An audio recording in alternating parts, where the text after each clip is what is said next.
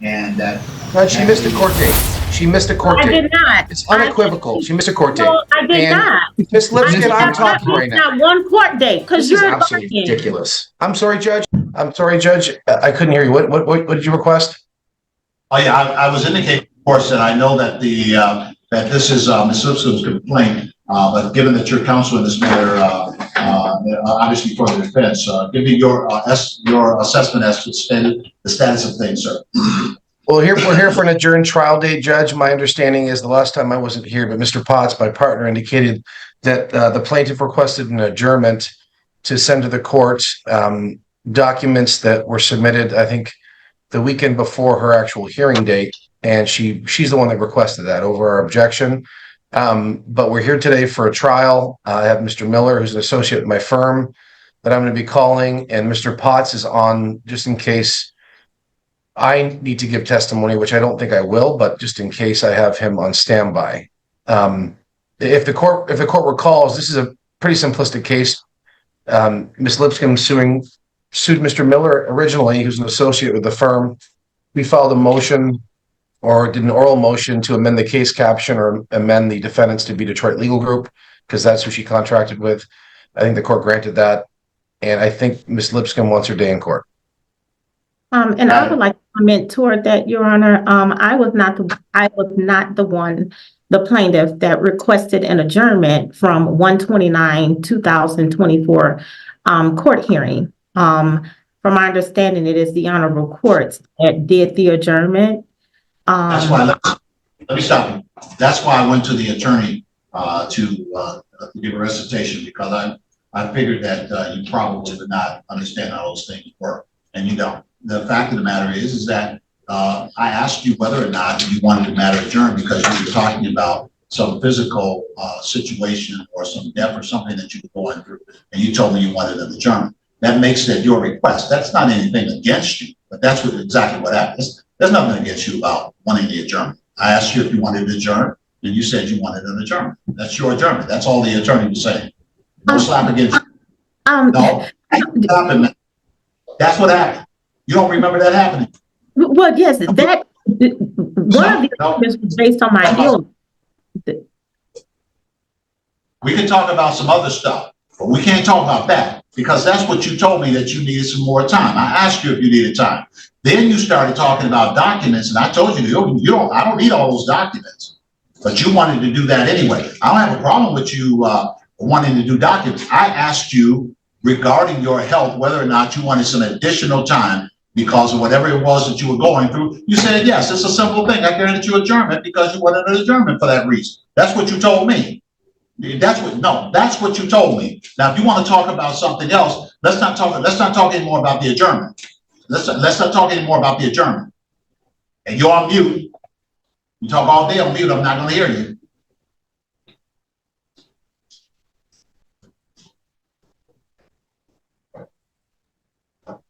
So I don't want to hear any more about the adjournment. I told you how the adjournment occurred. Everybody here knows how that adjournment occurred. You also indicated that you want to present a whole bunch of papers and documents and stuff. And I told you that you didn't need all of that stuff. This is a very basic relationship. And so you said all of that, but again, that's not the reason that case was adjourned. You wanted the case adjourned because you told me that you were going through something physically. I wasn't going to adjourn the case so that you can go get a whole lot of paperwork to show that you had a contractual agreement and that you gave some money to someone and then you disagreed with their approach and that therefore you're requesting your money back. That's the case. Now, the fact that you think that you need 1,500 documents to prove that you had a relationship that you decided that you no longer wanted to stay in that relationship, that legal relationship, that's for you to think that way. That's not going to be something that's going to be something that the court's going to drag out. You pay some money. You want your money back because you disagree with the representation. The other side disagrees. They believe that they should be able to keep all or part of the money, and the court's going to make a decision whether or not that is in fact the case. All right, so Ms. Lipscomb, let me have you raise your right hand to be sworn at this time, ma'am, as you prepare to present your case. You do solemnly swear or affirm that the testimony you're about to give is the truth, so help you God, ma'am? Yes, sir, Your Honor, I do. All right, thank you, Ms. Lipcomb. Ms. Lipcomb, you went to Mr. Clay Miller at Detroit Legal Group for purposes of legal services. Is that correct, ma'am? Yes, sir, Your Honor, that is correct. When was that, ma'am? I'm so sorry, I don't have the exact date, but I do believe it was last year, 2023, back in, one moment, I can go to the paperwork. Right, so about April 3rd of 2023, is that correct, ma'am? Yes, sir, around April 2023. Yes, sir, Your Honor. All right. And you paid some money when you went there to for legal services. Is that correct, ma'am? Yes, sir, Your Honor, that's correct. How much money did you spend? It was $2,500. And you paid that after discussing the kind of case that you wanted the Detroit Legal Group to handle for you. Is that correct, ma'am? Yes, sir, Your Honor. It was discussed by phone before I was even informed to come in by Attorney Clayton Miller. We had a conversation by phone as to what the cost would be, and Attorney Clayton Miller mentioned that he needed all of the documentation to support my innocence in the matter. And so I made sure that I provided very detailed documentations to support. We're not there yet. Oh, I'm sorry. Sorry. When you talked to Mr. Miller by phone, you told him what kind of case it was. Is that correct? Yes, sir, Your Honor, I surely did. Okay, what did you tell him about the case that you had that you needed some assistance in? Right. Oh, okay, Your Honor. So I mentioned to Attorney Clayton Miller, well, the first thing that I asked I'm sorry. No, I just want the initial thing. You called or you made some contact with the office. He says, hey, I need legal help, et cetera, et cetera. What did you tell him you need legal help for? I know later on there's a deeper discussion, but what was your initial contact? What did you tell them that you needed help for? Go ahead, man. Yes, so I mentioned that this was a case that involved my daughter, who is severe mental ill. I explained that she was born very early due to me suffering from total placenta previa, and that I filed an incorrigibility upon my daughter because she was putting herself in harm's way as well as our family. And I had been informed to pick up my daughter, and she's not in her right sane mind. They had taken her off of all of her medications at Wolverine juvenile facility. I mentioned that my daughter has been attempting to commit suicide. She was being abused. She was being neglected. They stripped her off all of her clothes. They put her into a room, left her there. I just explained everything. And I stated that I'm not a negligent parent. I'm an excellent parent. I have 5 children. I explained to him what I did for a living, that I would never risk my licenses, my certifications, and I needed assistance to show the courts that my daughter is being abused and she's not well and is unsafe to the community, myself and my family, to bring her home, and that I had evidence to support everything, and that CPS higher-ups did not find me negligent, and that the case was dismissed, and that I'm not an adjudicated parent. I'm just a parent trying to keep my daughter safe as well as my family, and that she needed to come out of Wolverine, who is abusive. They're not treating her, and that is my belief that other children are being abused as well, and that they were in the process of closing that facility. And actually, Your Honor, they did.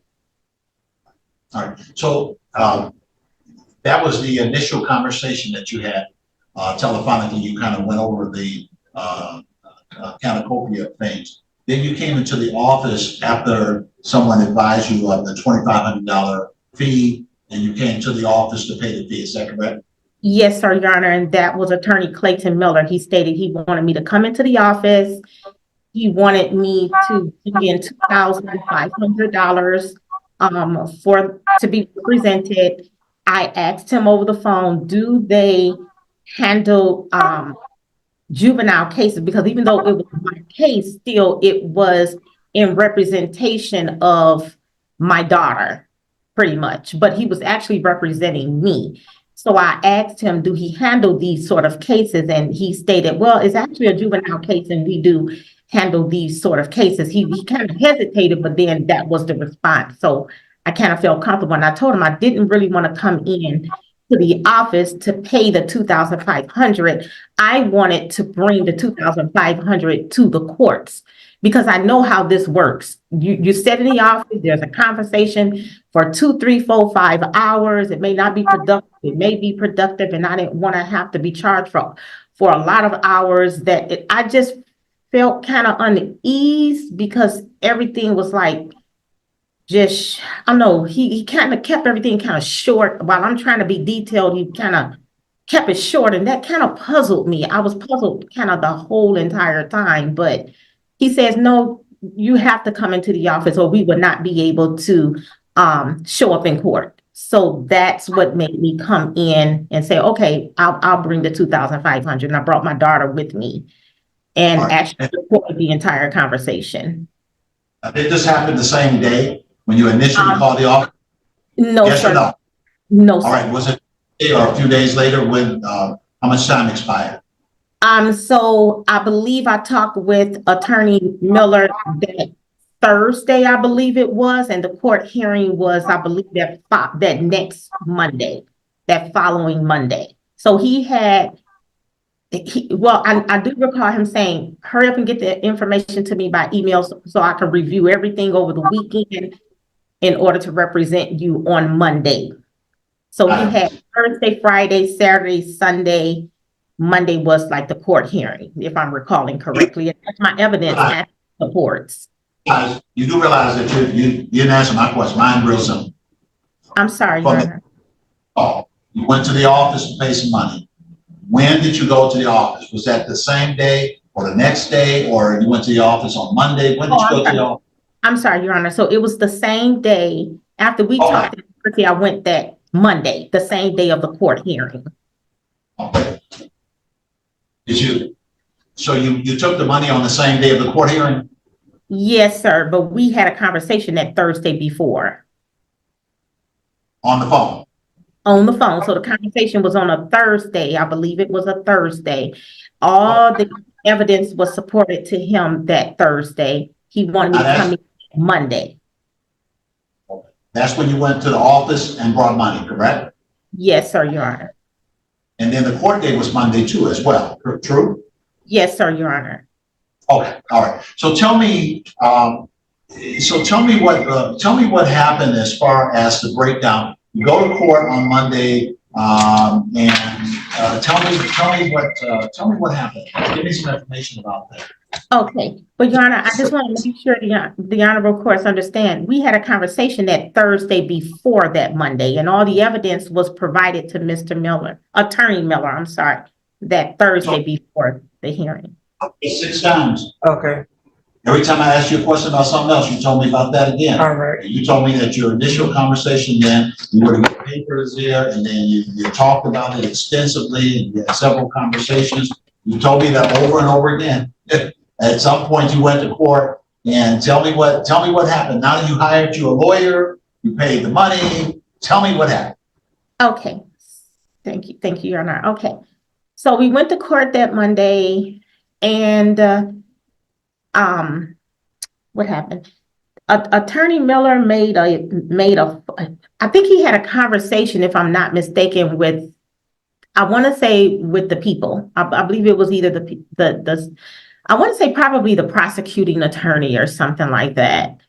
And after this conversation, if I'm recalling correctly, he came out to me and my daughter, and he totally flipped the script on me.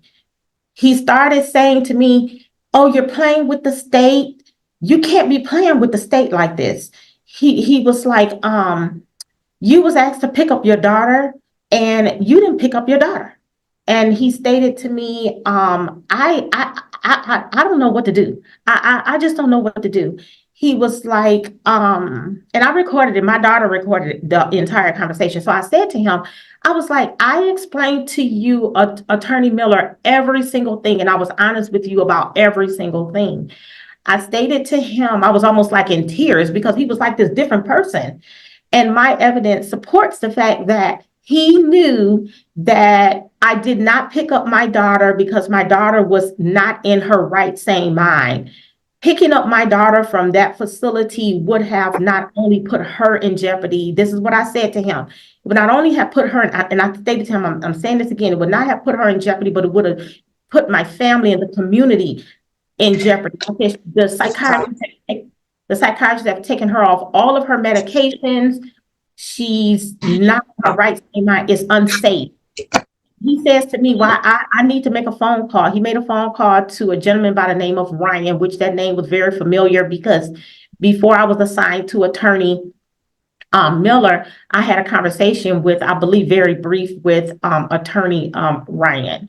And he started saying he didn't know what to do. He didn't know what to say.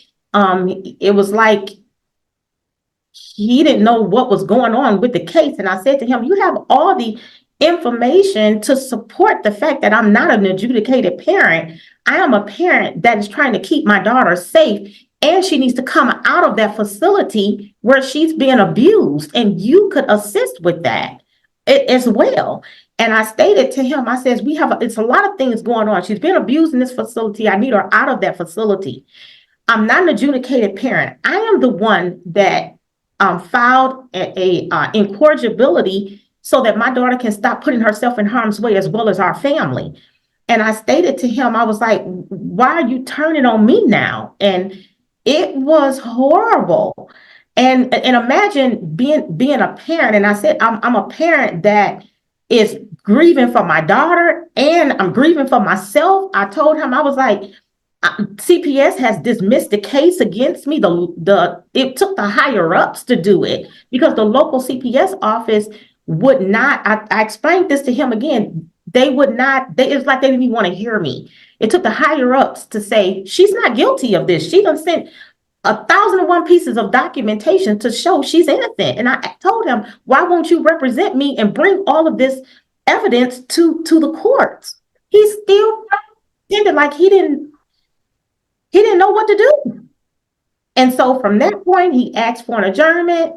He told the honorable judge, he says, well, I'm just getting the case. It was almost as if like he didn't have nothing. I'm just getting the case and I'm requesting an adjournment. And I believe it was because he didn't know what to do. I really believe that because he had everything to support my innocence as an excellent mom that's loving, nurturing. And he got the adjournment and he came out and I said to him in tears, I said, I'm sorry.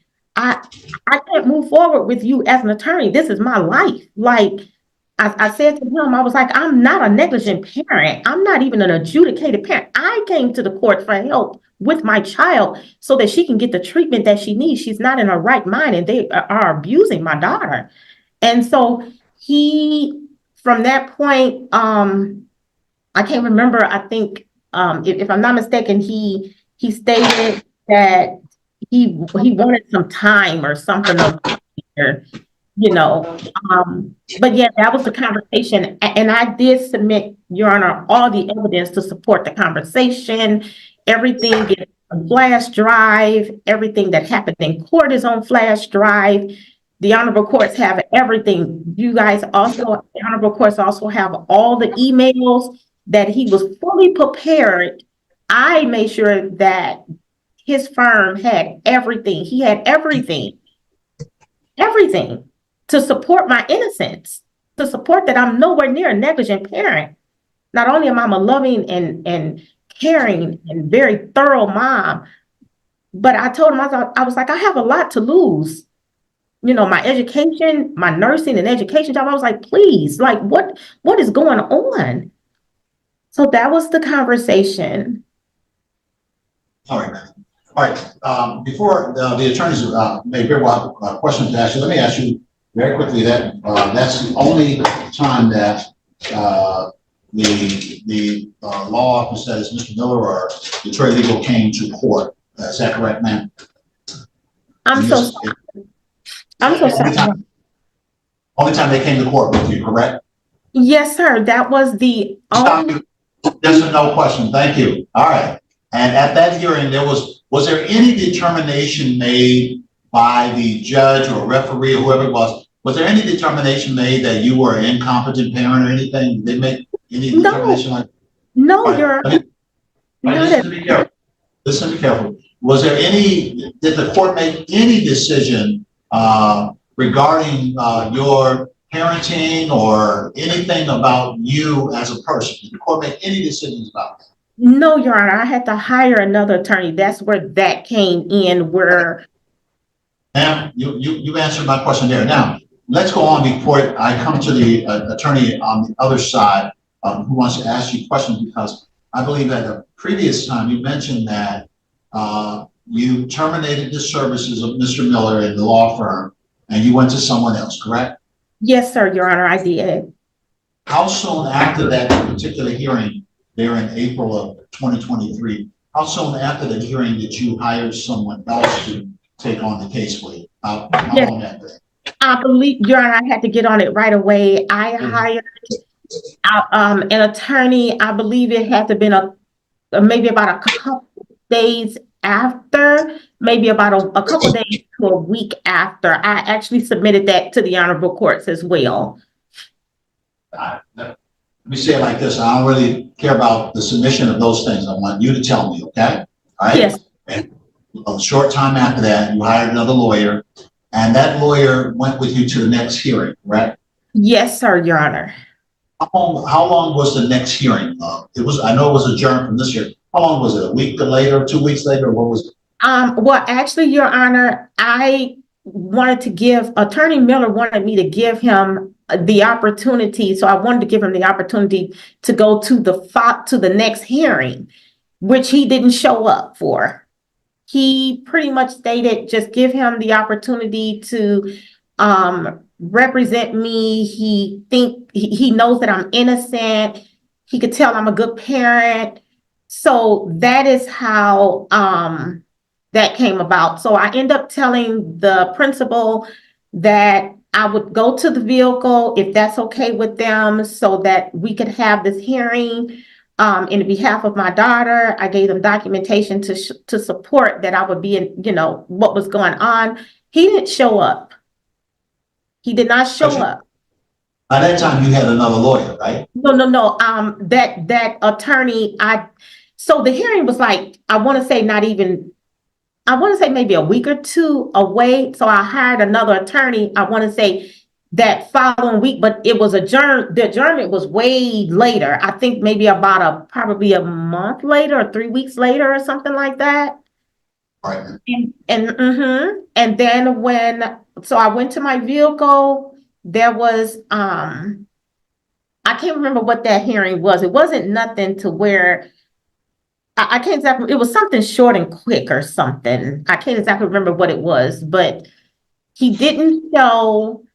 And I did let the honorable courts know that I had hired that I would be hiring, I think it was, another attorney. And that was, I think, the following maybe week or two later or something like that. And then he contacted the courts for his appearance for the next hearing to let them know that I had hired him. All right, thank you, ma'am. Anything else you want to tell me? I do want to say, Your Honor, after hiring the other attorney, he did contact the courts. He made his appearance. The case was a win for me.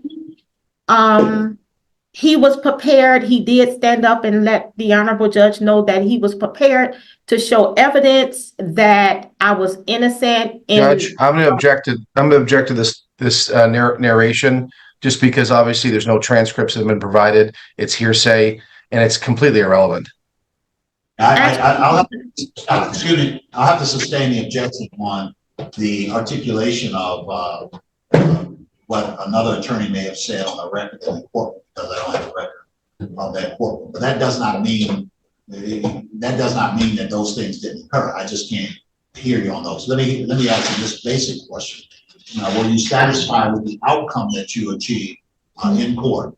Yes, sir, Your Honor. And actually what I did was I kind of figured that the defendant would state that today. So what I provided the honorable courts today was documentation to support that not only I hired the attorney, and I actually started to receive the transfer. That was actually my first mine, but in between working 3 jobs in school, I didn't have the chance to do that, but I did provide to the defendant as well as to the honorable courts documentation that shows the attorney that I hired, and that attorney could actually be subpoenaed to court if this was to go into another hearing to testify that Ms. Lipscomb was not found guilty of negligence of not picking up her daughter. And that. And those are a bunch of the things that I told you are not relevant. That doesn't mean anything, okay? This case is about you paying an attorney fee, you fired a lawyer, you hired another lawyer, you got satisfaction, and you want your money back. That's what this case is about. All right. Yes, anything else that might be relevant? Then I'm going to let the attorney ask questions. Anything else you want to tell me? Yes, sir, Your Honor. And I would like to state that the conversation that I and Attorney Clayton Miller had over the phone, the conversation was not even, if I'm recalling correctly, it wasn't even, I think, a half hour, maybe 20 minutes or so. And I did list that in my evidence as well. And I also have phone records that support. The conversation was very short and brief. I was very thorough when I initially spoke with him that Thursday before that Monday of the hearing. When we came into the office, I have evidence to support even my recorded conversation while we were in the office supports the fact that we were there for approximately, if I'm recalling correctly, I think like 2 hours or so.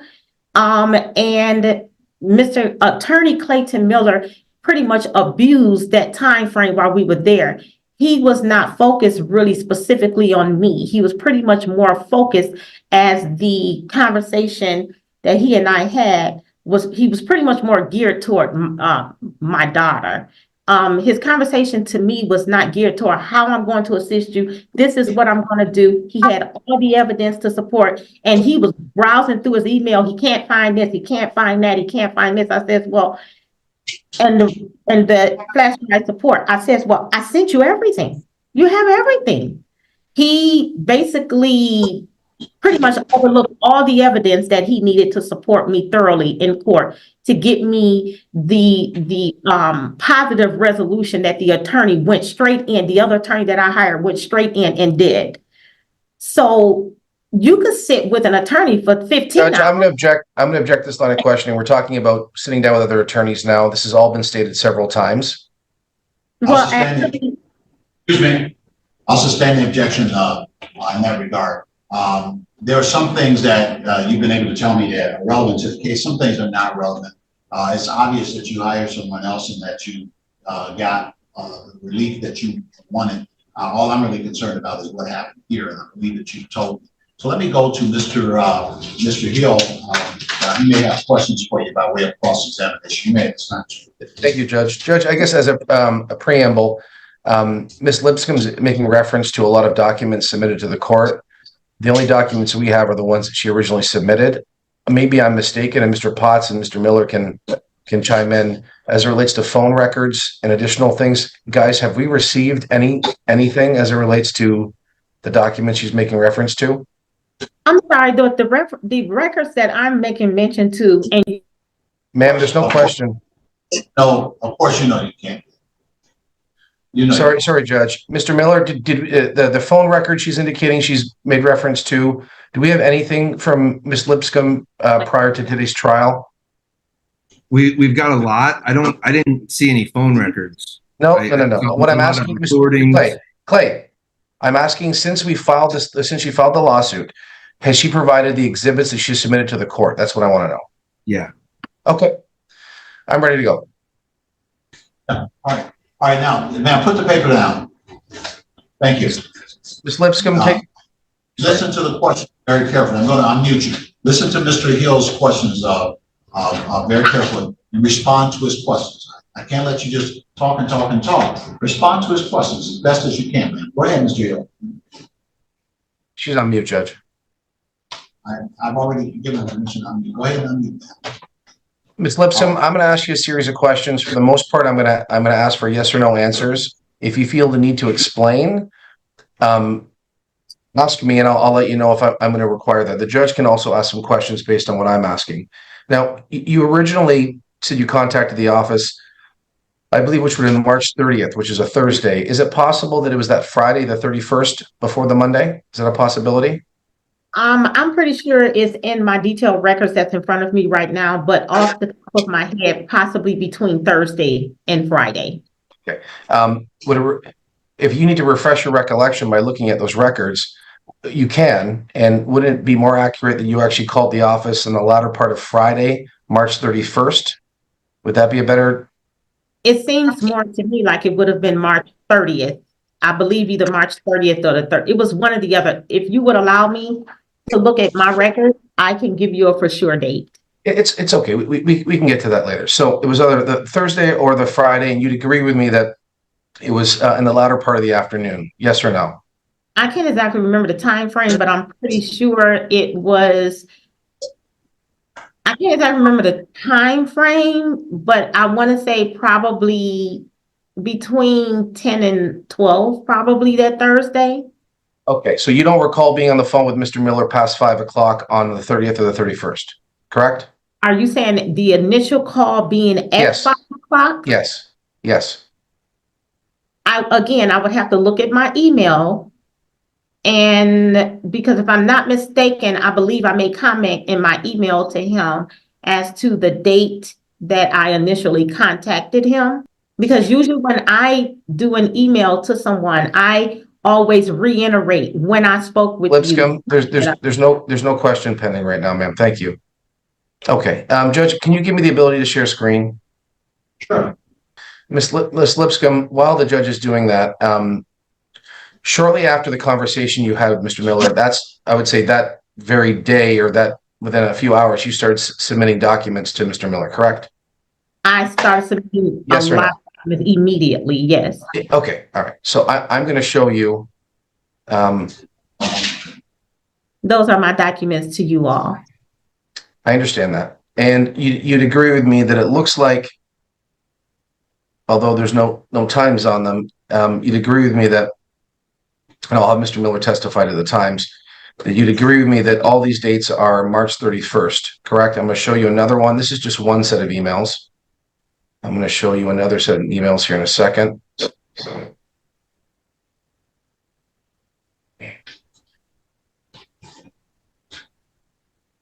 Can you see that, Ms. Lipscomb? I can see your screen. Okay, and you agree with me that this is a continuation of the first ones, which would appear that Friday, March 31st, 2023, that's when you started sending the emails. Is that correct? Actually, I'm pretty sure that there's other emails that I sent as well. So you're showing me your information, but if I go back to my records would show if there are emails previous to that date. Because keep in mind, Let me interject here, ma'am. I guess at the heart of the question is it in fact true that at least those emails are a number of emails that you sent, and you're saying there may be more? Is that correct? yes, I believe there's more emails on it could be more emails because it does say email 2 of 2. So 1 of 2 could have been from the day before, but I would have to look at my. Ms. Lipscomb, the emails that I show you, I'm not trying to trick you. I asked Mr. Miller to send me a screenshot of all the emails you sent. All of them start on March 31st, Friday. Okay, that's all we have. If you have something different, you can look for it when I'm done, and I'm actually asking Mr. Miller questions. You can look for it to contradict that. But if all the emails that we have are from March 31st, Friday, that evening, all right, is there any reason why you don't agree with that the emails started coming on that Friday? I need to recollect and Okay. look at my records to see if they came in. No problem. On the 30th. It could have been the 30th. No problem. You just said that you started sending documentation immediately, correct? I did immediately after speaking with But again, immediate could be on the 30th or the 31st. I can't tell you that I started on the Ms. 31st Lipscomb, if Ms. it could Lipscomb. have been the day before. Let me stop you, ma'am. Listen, just answer the question, ma'am. You know, if we're gonna, and I'm not gonna let it happen, I'm not gonna have a trial about Webster's dictionary about immediately, and whether or not immediately means an hour or within 24 hours or within 48 hours.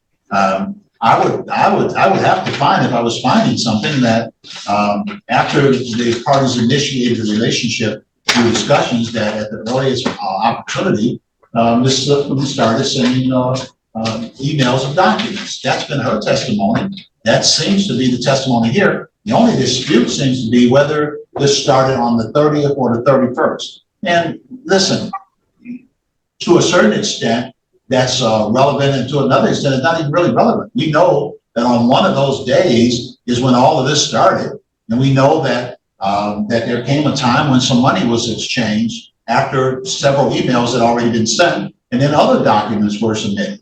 I mean, I think that's axiomatic here, because Ms. Lipscomb's testimony says that, and also Mr. Hill has presented some pictures and documents showing that it's true that several items were submitted. Now, whether the parties first talked on the 30th of March or first talked on the 31st of March, I don't have to get into all those weeds. The truth of the matter here is that there were conversations had and multiple documents were sent to the law office. All right. So with that in mind, let's move forward, Counsel. Judge, I just want to say one thing. I think it is important, whether it's a Thursday or Friday, and I'll just make this point and I'm going to move on, because our documents support that it was Friday. Mr. Miller's in the office till after hours. Her hearing's on Monday. I think that's very important as it relates to a lot of things in terms of why there wasn't a fee agreement signed. So I'm going to move on, Judge, but I want the court that's my position, is that you get a phone call at 3 or 4 o'clock on a Friday for a hearing at 1:30 on Monday, and you have somebody begging for your assistance. If we would have had that extra day, that's a huge amount of time that I can sit down with Mr. Miller and we can go over everything, and we're not going to request an adjournment. That's all I want to say, Judge. And I would like to speak toward what you stated. Attorney Miller stated he would review all of mine. Now, here's the thing, Mr. Hill. To the extent that Mr. Miller testifies to what his experience was in relationship to receiving documents and what he did and what his actions were, that's the testimony of the attorney that handled this matter. Ms. Lipscomb is not an attorney. She knows what she did to the best of her ability, that she started sending a bunch of documents, and at some point she paid some money. Mr. Miller, I take it, is going to testify that he went through those documents, and if he received them on Friday, and he took out some time on Friday to try to prepare for Monday, whatever, I think that's going to come out in this case. Sure. I'll move on, Judge. Ms. Lipscomb? And Ms. Lipscomb, don't talk until you get a question. No, she's muted, Judge. I'm working on unmuting her. Don't talk till you get a question. Now unmute yourself, and then Mr. Hill has some questions for you. Go ahead and unmute yourself. Yes, sir, Your Honor. Ms. Lipscomb, how long did the first conversation, when you first called the office, how long did that last with Mr. Miller? I want to say we only had, approximately maybe 15, 20 minutes or so. Okay. Did you ever have another conversation with him over the weekend prior to the hearing? Yes or no? No, I don't think we had any other conversation because Thank you. And isn't it true you also sent several text messages to my client between the initial call to the office and the day of the hearing? Yes or no? I can't recall that. I would have to go back to my documentations to see. I can't recall that. You recall sending any text messages at all? I don't recall. I don't recall any text messaging. If I would actually, I can go to my phone and I can give you a direct answer if I can go right to my phone right now. Don't need that. Thank you, Ms. Lipscomb. So you're saying that You're not sure if if you communicated via text message with Mr. Miller between that Thursday or Friday to the time of the hearing, correct? He stated to me that Thursday, I believe it was that Thursday to come, he wanted me to come in that Monday.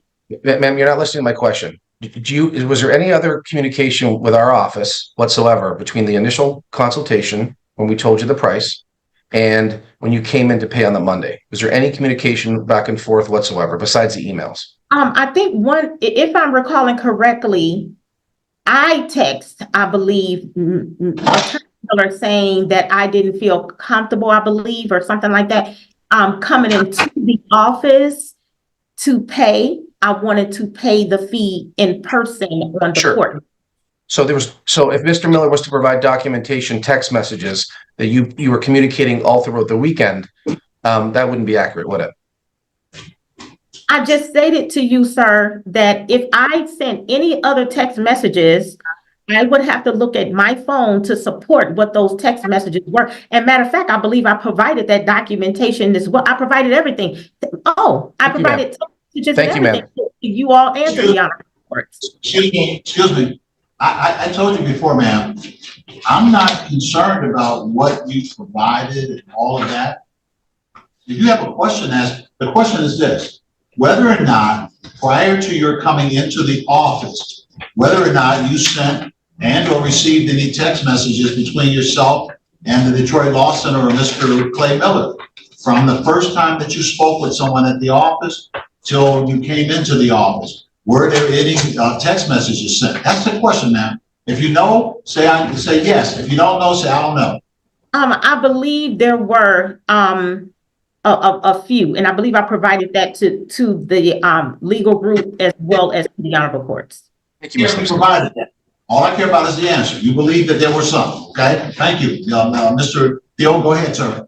Ms. Lipscomb, you agreed to pay the $2,500, strike that. On the Thursday or Friday, Mr. Miller indicated to you what it would cost, a $2,500 flat fee retainer to address your matter. Yes or no? I'm sorry, repeat the question. Mr. Miller on Thursday or Friday told you the price would be $2,500, a non-refundable retainer, a flat rate retainer to represent you for the show cause. Yes or no? I did agree to pay it. With yes the or no, ma'am? With no, the ma'am. Trained. Yes. Yeah. Yes. Okay. And you indicated after having a conversation with him on Thursday or Friday that you agreed to the price of $2,500, correct? Yes, I did. Okay. And did you pay it on that Thursday or Friday? Yes or no? He told me to bring it in Ma'am, did you pay it Thursday or Friday? Yes or no? He didn't ask for me to pay it Thursday or Friday. So the answer is no. No. Okay. Did he send you an invoice between Thursday and Friday to your email address? Yes or no? I can't exactly recall the date or the time frame, but it's in my email. Sure. Your prior testimony was that Mr. Miller indicated he would go over the voluminous emails that you sent over the weekend, correct? I'm sorry, repeat the question. You stated to the court, you said that after you spoke to Mr. Miller on that Thursday or Friday, that he indicated he was going to review your case over the weekend, go over the emails, correct? He told me to start sending in the documentation after we had gotten off the phone, if I'm recalling correctly, so that he could review my case and all my evidence over the weekend. And at that point, Judge, that's fine. It's the same question he asked you. You don't have to give a commentary on it. He asked you whether or not you started sending in documents for Mr. Miller to review. That's a yes or no question. It sounds like your answer is yes. And you want to say something else, but it's just yes. All right. Next question, sir. And Mr. Miller agreed to review your documents over the weekend on the Friday when you said you were going to send them, and you still had not made payment. Yes or no? He told me not to bring payment in. Yes or no? Yes. Okay. And he never reviewed the document. There's no question, ma'am. Okay. And isn't it true that you were being charged with a show cause to be held in contempt because of failing to pick up your daughter from a certain facility, correct? That's what Judge Miller was alleging, correct? I'm sorry, repeat the question. Well, he's asking you about nature of the case. And so he's asking a question about the nature of the case. He said, is it in fact the reason you hired the Detroit Law Center was because there was a show cause hearing that centered around Judge Miller and the court saying that you were in contempt because you didn't pick up your daughter. Is that what the case was about? Yes, it was. And I meant, yes. Thank you. Mr. Brown. The documents you submitted to Mr. Miller over the weekend, those were in relation to your defense to the show cause, correct? That is correct. Thank you. And Mr. Miller did tell you that prior to us actually attending the hearing, although he was going to review the documents, money had to be paid prior to the hearing. Yes or no? Okay, repeat it once more. Before we showed up to the hearing, that the retainer, non-refundable retainer, had to be paid before we went to the hearing. He told you that, correct? No, he did not. I'm Okay. sorry. He told me it had to be paid before the hearing, but he never stated. Thank you. That's the only question I have, ma'am. That's the only question I have. Thank you. And you indicated to me, or you indicated to the judge that Mr. Miller, did he call you on the Sunday to tell you to come in on Monday morning, or did he tell you Monday to come in? I can't recollect that. Okay. I do not recall that. You came into the office. Records. You came into the office on Monday around 10 or 11 o'clock. Is that accurate? That's approximately correct. Okay. And at 10 or 11 o'clock, this is about 2.5 hours before the hearing. Up until that point, you had not paid the retainer, correct? Up to, are you saying was the retainer paid? Is your question basically asking me if the retainer fee was paid before Monday? Is that what you're asking? Before you walked into our doors, had you paid the retainer? Yes or no? No, because I was told to bring Thank you. Thank you. And you brought it that morning, correct? like I was asked, correct. Okay. And you had a conversation with Mr. Miller, who indicated that he was going to attend the hearing, correct? He said he was going to attend the hearing, right? Correct. All right. He asked you that after the completion of the hearing that we were going to submit a fee agreement to you to sign. You recall that, correct? No, he did not. Okay. I actually asked Ma'am, him. yes or no? Thank you. All right. And you'd agree with me that we had about an hour, Mr. Miller had about an hour and a half prior to the hearing after you came in and paid, correct? I would have to look at my time, Sure. my log No to need to. confirm that. Don't need to. We're fine with that. So now there was a conversation, okay? And I was present in this conversation with Mr. Miller, and I want you to really think about this, okay? The goal after being retained on that Monday morning, hours before the hearing, was to attend the hearing in person and to request an adjournment. And is yes or no? Was that the goal? Yes or no? No, I don't recollect that, because how would he know that? Ma'am, that's fine. Ma'am. So what I'm saying is this, Ms. Lipscomb, you've already agreed that Mr. Miller, you reviewed a bunch of emails over the weekend. You indicated you didn't feel comfortable paying until the time at the hearing. You came in a couple hours beforehand. My question is, we all had a conversation, Ms. Lipscomb, about this. Oh, And I did not have a let me finish the question, please. Isn't it true that all the parties collectively agreed that we were going to go in and ask Judge Cynthia Miller for a very brief adjournment so we could spend some quality time in preparation of defense? Yes or no? I don't recollect that. Okay, thank you. Do not recollect. Thank you. Now, Ms. Lipscomb, one of the things I'm confused about is this. After the hearing, you put on the record that you terminated Mr. Miller and Detroit Legal Group, correct? You didn't feel comfortable, correct? Mr. Yes or Miller. no? Yes or no? Yes or no? Repeat the question. Did you fire Mr. Miller after the hearing? Yes or no? I wanted to. He asked me to allow him, if I'm not mistaken, to go to, I believe it was it's all on flash drive. I can't exactly remember verbatim, but everything was recorded. So Do you have the recording right now? Oh, I sent you guys the recording as well as the honorable courts. Ma'am, I'm going to be honest with you. I'm not lying to the courts, because that whole conversation was recorded, sir. Okay. You guys have it. Ms. The Lipscomb, honorable courts have it. So he was not, I wanted to fire him that day. And he wanted me to wait, and I Okay. waited. Ms. Lipscomb, my question is real simple. Did you fire him, yes or no? I wanted to on the day that I realized he was not suited for, or he could not properly represent me. The competency, as far as him understanding what was Lipscomb, going on, Ms. was a Lipscomb, problem. the one thing I'm not gonna deal with is the competency of my associates, okay? I am not gonna disrespect for you, and I don't want you to disrespect my associate, okay? Competence is excuse me, competence is an issue in this case, I suppose, but the central thing here is at this point is whether or not you fired him after the hearing. You said you wanted to, ma'am, but you did, correct? Yes, sir, Your Honor. All right, go ahead, Mr. I did Mr. say it. So, Judge, I missed that. Did she admit that she fired him? She said that she wanted to, but she didn't fire him at that point. Is that correct, Okay. ma'am? That is correct, Your Honor. Okay. So let me ask you this, and I want you to remind you you're under oath, okay? Yes, I know that I am. Lipscomb, I'm a very honest person. you said that Mr. Miller failed to attend the next hearing, correct? Yes, he did. Okay. Did he tell you that he was going to attend the hearing? Yes or no? Yes, he did. Okay. He told you that in a text message, email. How did he tell you? I actually, everything I have documentation for. That's And why can't you testify to what happened? If you have That- documentation. I am testifying to what happened. Excuse me, Councilor, argumentative here, ma'am.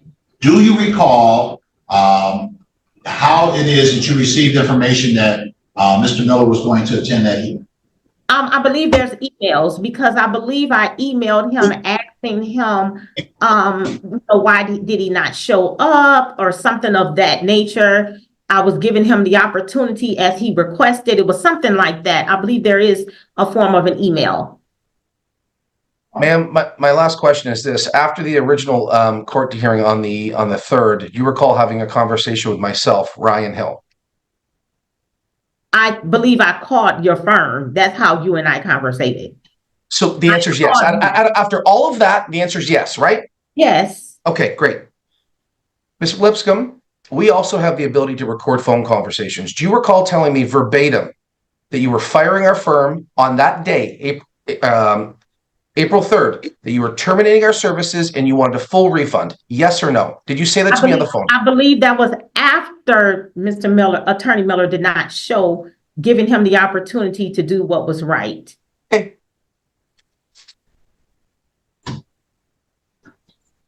And what was that date again, Counselor, that you referenced? I'm saying April 3rd, 2023. Yeah. That's the date of the first hearing, Judge. You're indicating, sir, that you posed a question whether or not she indicated she called, or it was a phone conversation where she stated that she was firing the firm as of that date. You're referring to the 3rd of April in regard to that question, sir? Yes. And I would have to recollect also to that exact date where I made contact with the firm when Attorney Miller did not show, giving him the opportunity to do what was There's no right. question, ma'am. Thank you. Let me ask you this. On April 3rd, the hearing in front of Judge Cynthia Miller, how long did that hearing take? And that was recorded. That hearing was recorded. How long did that hearing take? And I recorded it as well. Yes or no? Just tell me the time, ma'am. I want to say probably about an hour, or maybe about an hour or An hour. two. Okay. I want to say maybe an hour. All right. And I So, provided that to you all as well as to the honorable courts as well. So I have nothing Ms. to hide. Lipscomb, I just asked you how long it took. Maybe about an hour approximately. You came in on that Monday morning, April 3rd. You paid money, and you and Mr. Miller prepared for the hearing, correct? No, we didn't prepare for anything. I had already sent documentation, sir. Okay, thank you, ma'am. Yeah. Did you just pay the money and leave, or did you stay there and actually have a conversation with our firm? We had a conversation. How long did that last? I want to say probably it was unproductive on his part, maybe about 2 Ms. hours. Lipscomb, I'm not asking for the commentary. I'm asking for how much time. Approximately 2 hours, an 2 hour and hours. a half or two. 2 hours. And that So, conversation was. Thank you, Ms. Lipscomb. There's no question pending. There's no question pending. So I want to get this straight. Okay, I'm just going to summarize this. You call on Thursday or Friday before a Monday hearing. and you inquire about legal services, correct? Correct. Okay. You speak to Mr. Miller. You say for 20 minutes, all right? And you indicate that approximately, yes, approximately. And you start sending emails shortly after that conversation, correct? As he instructed. Yes or no? Evidence. Yes or no? Okay. He indicates to you that it's going to be a flat rate legal fee of $2,500. You say you agree, right? Correct? He never stated the word flat rate. You're saying flat rate, and you and I had that conversation when I spoke with you. Ms. Lipscomb. You're stating, you're asking me a question, and I am responding to you, sir. You say flat rate, you did not say flat rate. All right, that's your testimony. I'm going to say yes to you on something that's not correct. What's your interpretation of the retainer then? Explain it to the court, because you've already said you agree to a flat rate. $2,500. Excuse me, I cut you off, ma'am, because you're being a bit argumentative here. Let me. Judge, she is not answering. All I want is, I just want her to say yes or no. She answered that question, but she says that the part where you said it was a flat rate, that part was not included. Let me ask a question here, ma'am. Unmute yourself and let me ask you a question. Yes, sir, Your Honor.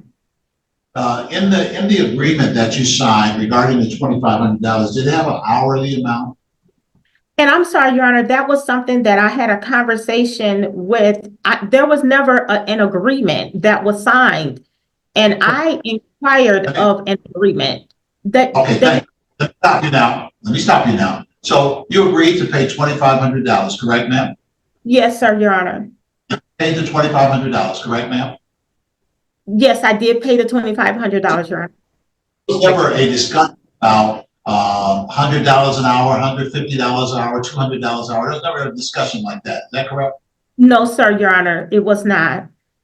All right. So the reason that you're getting the question about a flat rate is because usually if there is an agreement between the parties and it involves proportional payments, it would either say you pay for this much service for X amount, or you pay X amount per hour.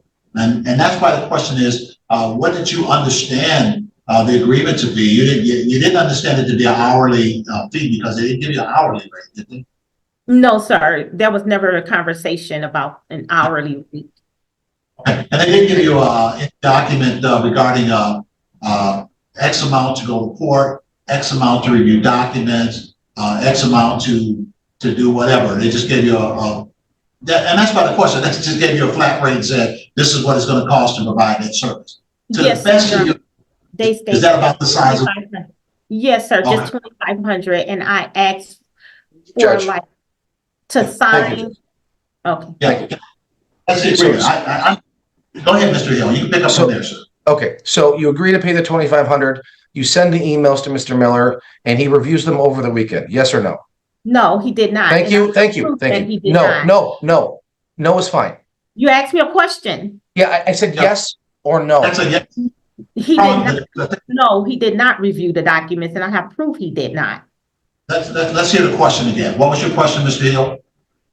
You agreed to pay the $2,500, sent emails, and Mr. Miller reviewed the documents requested. You said no, correct? I'm sorry, you said it so quickly. Say that again. Did Mr. Miller? Also, compound question, ma'am. Sorry. This question here, you agreed to pay the $2,500. You in fact paid the $2,500 at some point, but you began sending documents, and in sending those documents, did you anticipate that Mr. Miller would review those documents? That is Yes, true? sir, Your Honor, because he told me he Thank you. would over the weekend. Okay, Thank you. ma'am. And Thank you. thank you. And he said he was going to review them, and you still hadn't paid the retainer yet, correct? Yes or no? Ask that question. That's been asked and answered. The answer to that is yes. Okay. Let's move forward. And that's all I have, Judge. Thank you. All right.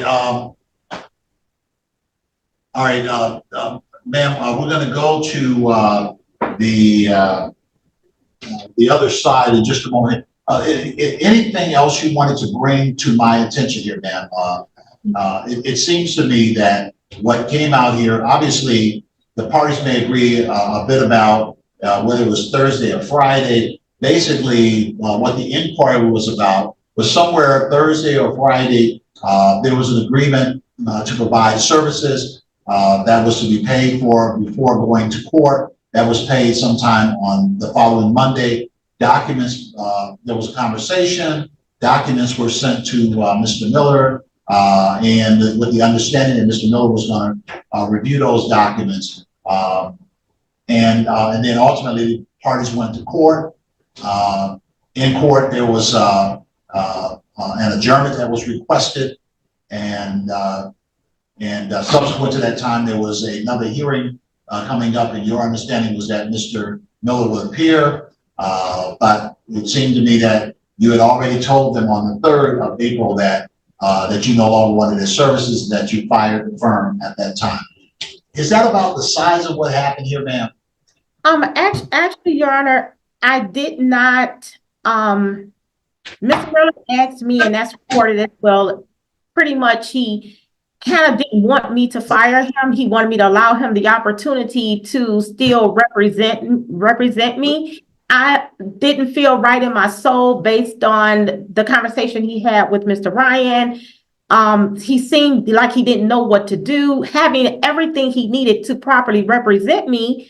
Everything emailed, I was very thorough. I allowed him that opportunity, and yet he's failed again. He did not show. And as far as all the evidence that I supported, that I emailed to Attorney Miller, he never reviewed the documentations. This has already been testified to repeatedly. I have the evidence to support he did not.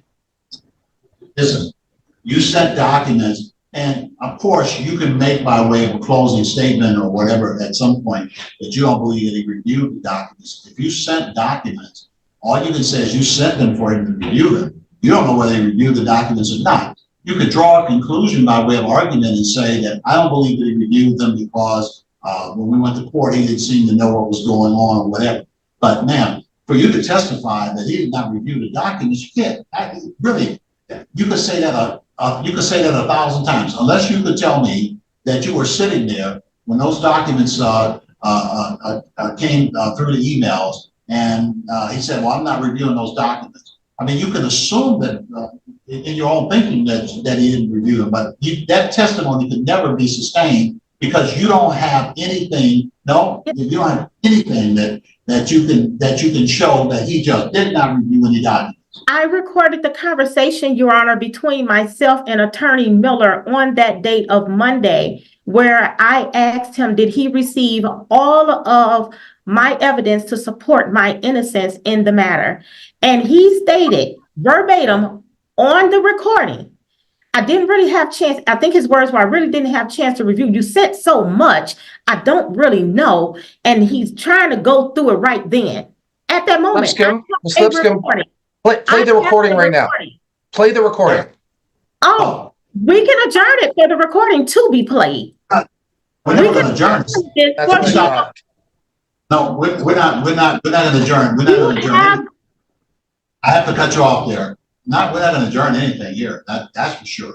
The fact of the matter is that it sounds like in the best case scenario, if you have a recording that Mr. Miller says that he didn't get to review everything, that you sent so many things and et cetera, that doesn't mean that he didn't review documents that were sent to him. That doesn't mean that. But again, that's just a small part of this case. You sent a lot of documents by your own testimony, and Mr. Miller apparently told you that he may not have gotten to all of the documents. That may be a part of the problem in this case, and I'll address and weigh all of that. But again, to suggest that the gentleman didn't review any of the documents, I don't think that that's supported by anything here. Even if you got a tape saying that, well, I didn't get to everything.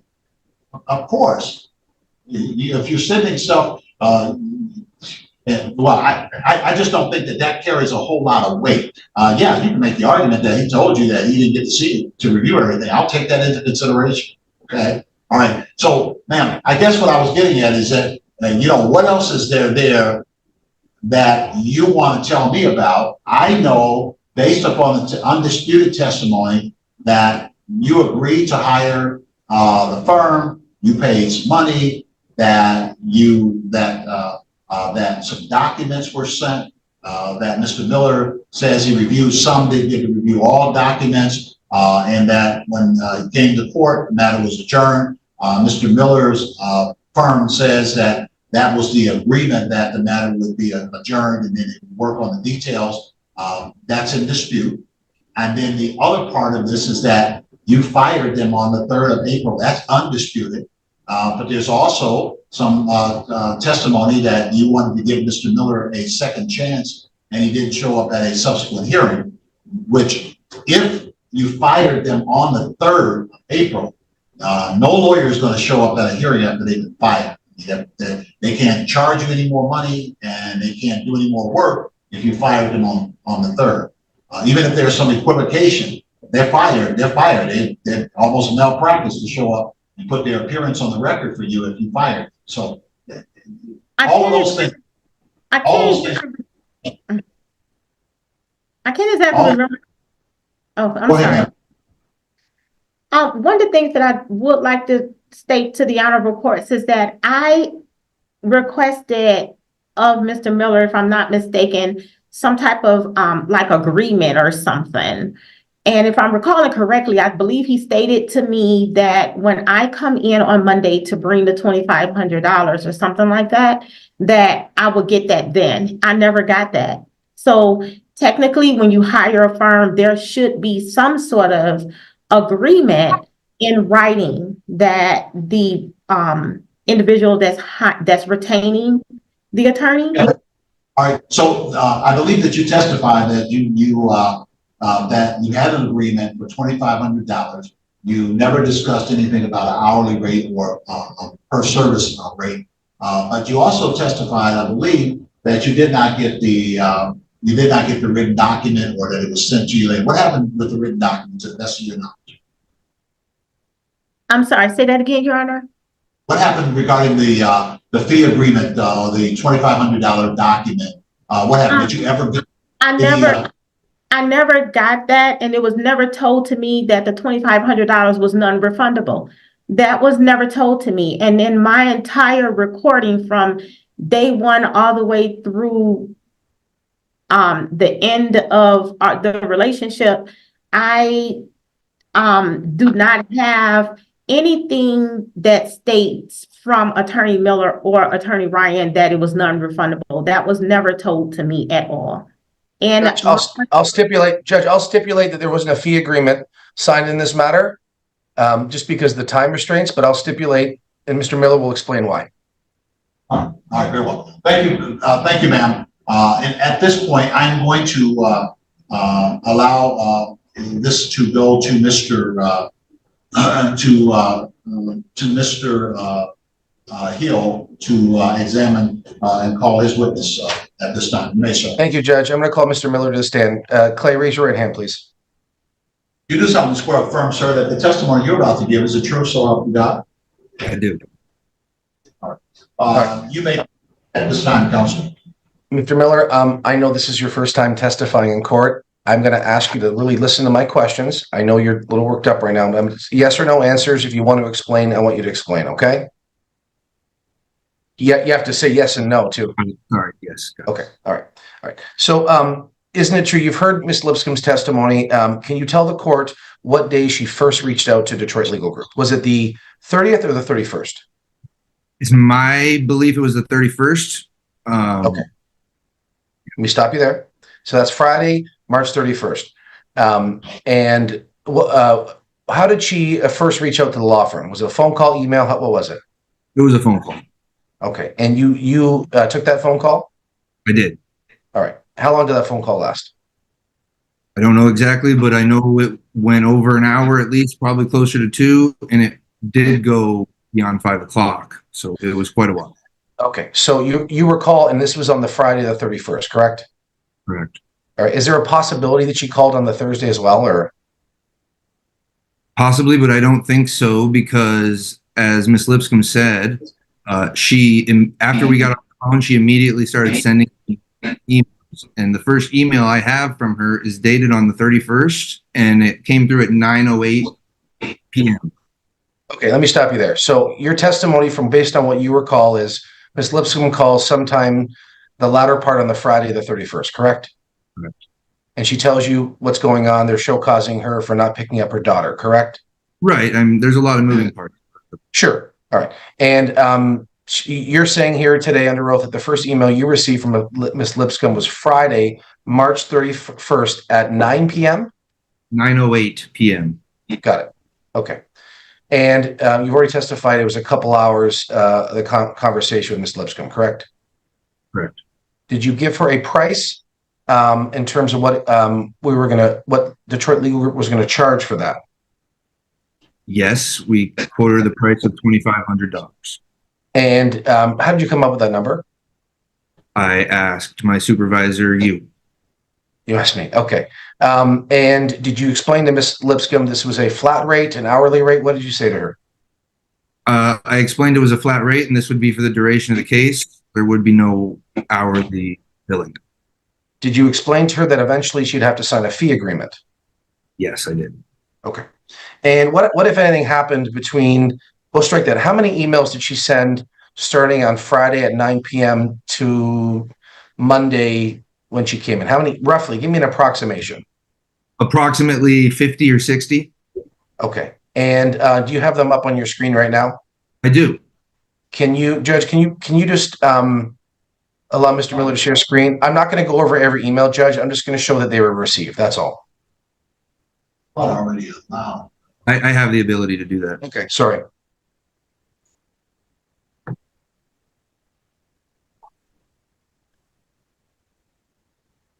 Okay, can you see it? Yes. Okay, down here, you'll see this is the first one dated 3/31/2023 at 9:08. Hang on. I'm looking here. It says, oh, that's forwarded, March 17th. It's forwarded. Okay. Show, and I can't see this.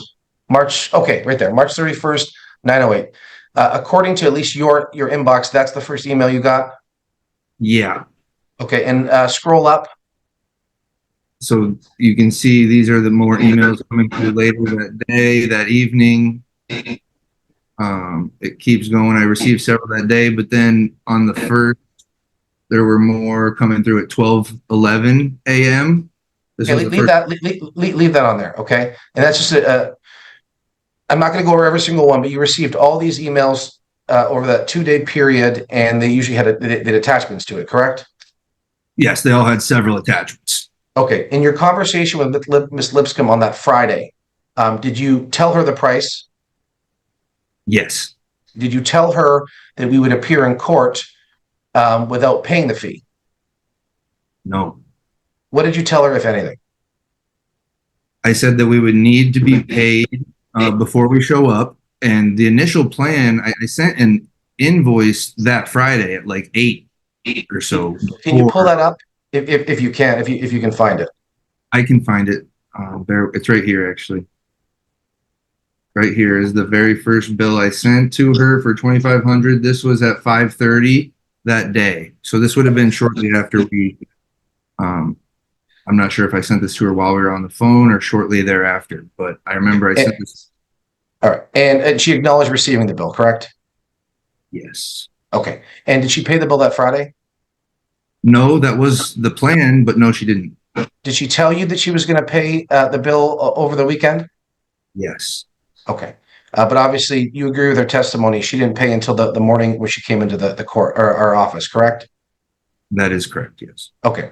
Now, she sent several emails, and Ms. Lipscomb indicated that she has a voice recording of you saying you never reviewed it. Is that true? No, it's not true that I did not review them. I did review them. Can you explain to the court what you told me earlier in terms of your preparation for the hearing in anticipation that Ms. Lipscomb was going to pay? As you can see, it was a lot to take in, and each one had a bunch of different attachments. And so as I was going through all of these emails and attachments, it was just a lot. I was starting to see like some duplicate attachments, and Got one for me. I looked through it, but it wasn't painting a clear picture because it was so extensive. Click on one just so that the court can see, please. So here's one. And Judge, you know what? Clay, hang on a second. I don't want him to open up anything that might be under HIPAA or attorney-client privilege information. Unless Ms. Lipscomb, did she provide all these documents to the court already? I did. Everything Okay, thank was you. provided to the honorable court. Okay. So go back to the other one, right there. So All right, this so- one is, All right. So this is, and it says was sent to CPS higher ups. This is, and I don't want you to get into the details, but is this a typical email that you would see from her that you reviewed over that Yeah. weekend? exactly. Okay. All right. So I guess is your testimony that you reviewed as much of it as you could, but you started seeing duplicates? Is that accurate?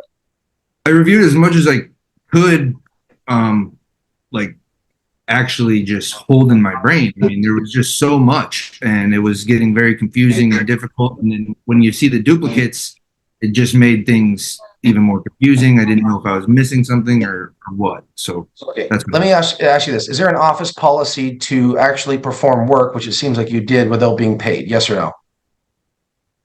there's a policy against it. If anything, I'm not supposed to do that. Okay. All right. All right. But it seems like you reviewed the hearing because you thought Ms. Lipscomb was going to pay, correct? Correct. Okay. Was I happy that you straight that? Okay. So did you ever have any communication between Ms. Lipscomb between that Friday and the Monday, whether it be not email, but text messages or voice call, phone calls? You know, I honestly don't recall. What I do recall is getting a phone call, or maybe it was an email, but I got notice from her saying that she wanted to pay upon arrival at the court. Do you have text messages from Ms. Lipscomb? I don't recall. I've got a new phone since all of this. No problem. Okay. So, and then you indicated to her, what did you indicate, if anything, when she asked to pay the court? I indicated that we can't show up without being paid. She came in and paid, correct? So yes, she came down to pay, and then we discussed the matter for a couple hours. It was 12:30, an hour before the hearing, and I basically told Ms. Lipscomb, we got to go get lunch and I'll see you at court. We got to like get ready for this thing. So you prepared for a couple hours prior to the hearing, correct? Correct. And as far as you know, Ms. Lipscomb was aware that, we'll strike that. What was the intention of the hearing? What did you discuss with Ms. Lipscomb in terms of strategy for that particular hearing on the 3rd? So for that hearing, the strategy was essentially to get an adjournment so we could wrap our minds around everything and go through the details a little better for the defense, and because of the time constraints we were under. Okay. And Ms. Lipscomb understood that and she agreed to it? Yes. Okay. Now, the cause of action was a show cause for her failing to pick up her daughter from a facility. Is that accurate? That is accurate. Okay. And how long did the hearing actually take in front of Cynthia Miller? The hearing took a long time. I would say it was broke up there. over how 2 long did it take? hours, and Lost your voice. maybe even I can't 3, hear him. because I'm sorry, there was I just so can't many hear moving anyone. We can't hear you. going on We can't hear you. at that hearing. I can't hear. I can't hear. Yeah, no one Yeah. can. I Clay? No one. We can't hear you. Mr. Miller? Can you hear me now? I haven't Yeah. changed. now I can hear. Okay. How long did the hearing take? It took at least 2.5, maybe 3 hours. It was a long hearing. Okay. And your request was just for an adjournment. Did you explain to Judge Miller why we were requesting the adjournment? Yes. Okay. And she granted our adjournment because she understood that we were just detained.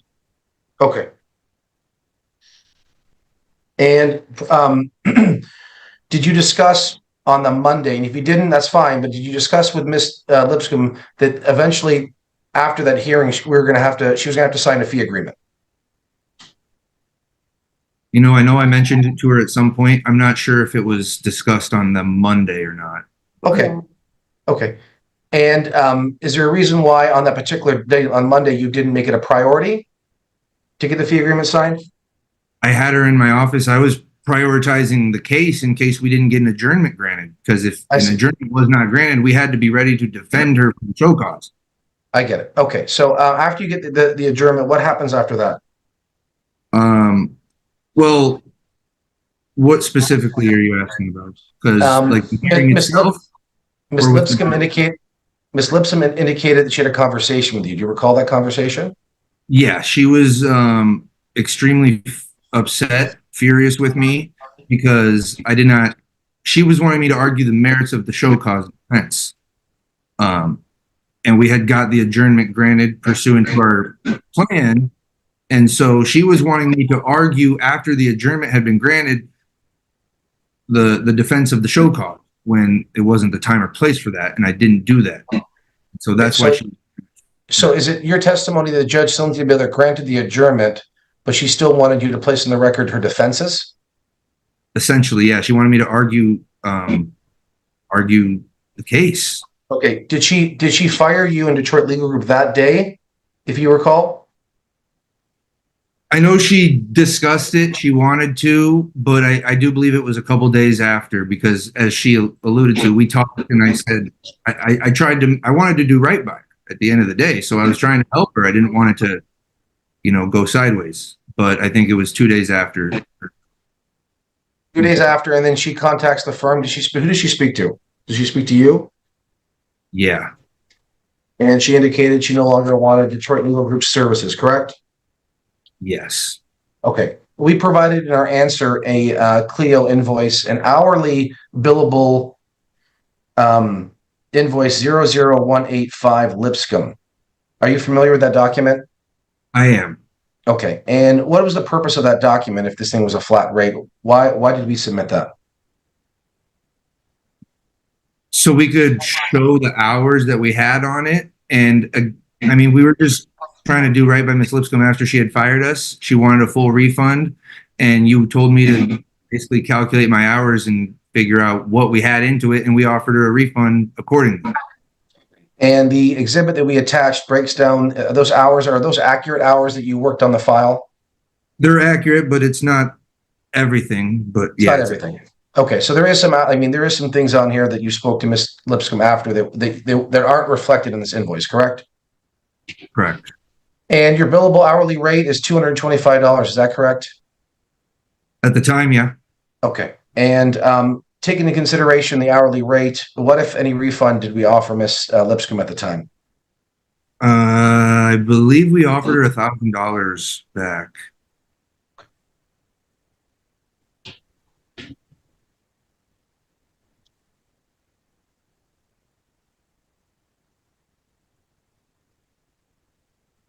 Do you know how did she fire us, via email or was it on the phone, if you recall? I think both. I think it was first on the phone, but I think she sent an email confirming or whatever I say. Okay. You heard Ms. Lipscomb testimony previously on the Thursday or Friday that the conversation, the initial one, was only 20 minutes. Is that true? That's not true. Okay. I don't have anything further, Your Honor. Ms. Lipscomb, your witness. All right, Ms. Lipscomb, you can ask questions of Mr. Miller at this point, if you wish, ma'am. Go ahead. Okay, yes, sir, Your Honor, I would. Mr. Miller, you're in your testimony, you mentioned that you mentioned to me about a flat rate in regards to the $2,500 being so. When did you mention to me about a flat rate? And at what point? Is it when I hired you all is it at the point when I retained you all? Or was it at the point when we were in your office on the date of the hearing? It would have been when we were on the phone talking before you retained us. When you were talking about it, because Your Honor, am I able to state that was never stated to me about a flat rate? I think you knew the answer to that before you asked. The only thing you can do here is ask questions. Okay.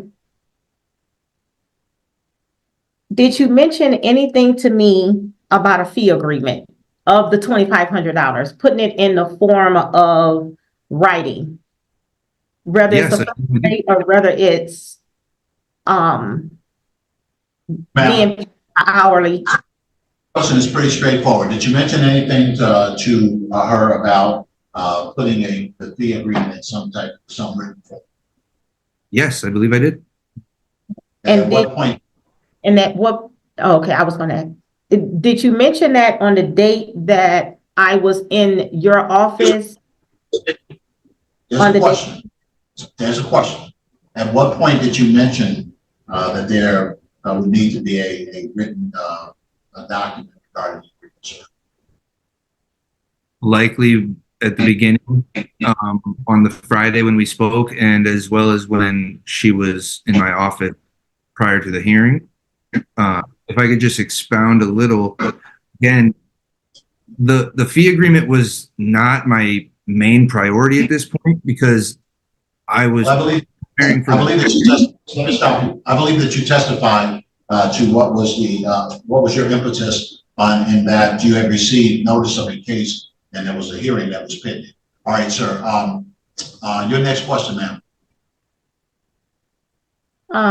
Did you not explain to me, by phone? I'm sorry, did you not mention on the date of our hearing while I was in your office? I'm not hearing you now. That you did not have enough time to review the emails. I'm not hearing you. Yeah, not hearing you. Something happened where your sound went out. Okay. You're back. Your next. Yeah, what was your question? Because Okay. I don't know what it was. Just like when Mr. was testifying, the sound went out. I didn't hear anything. So go ahead with your question, ma'am. Okay. On the date that I was in your office, which was the date of the hearing, my question is, I'm sorry. Did you not mention that you had not had the opportunity to review my evidence to support my innocence?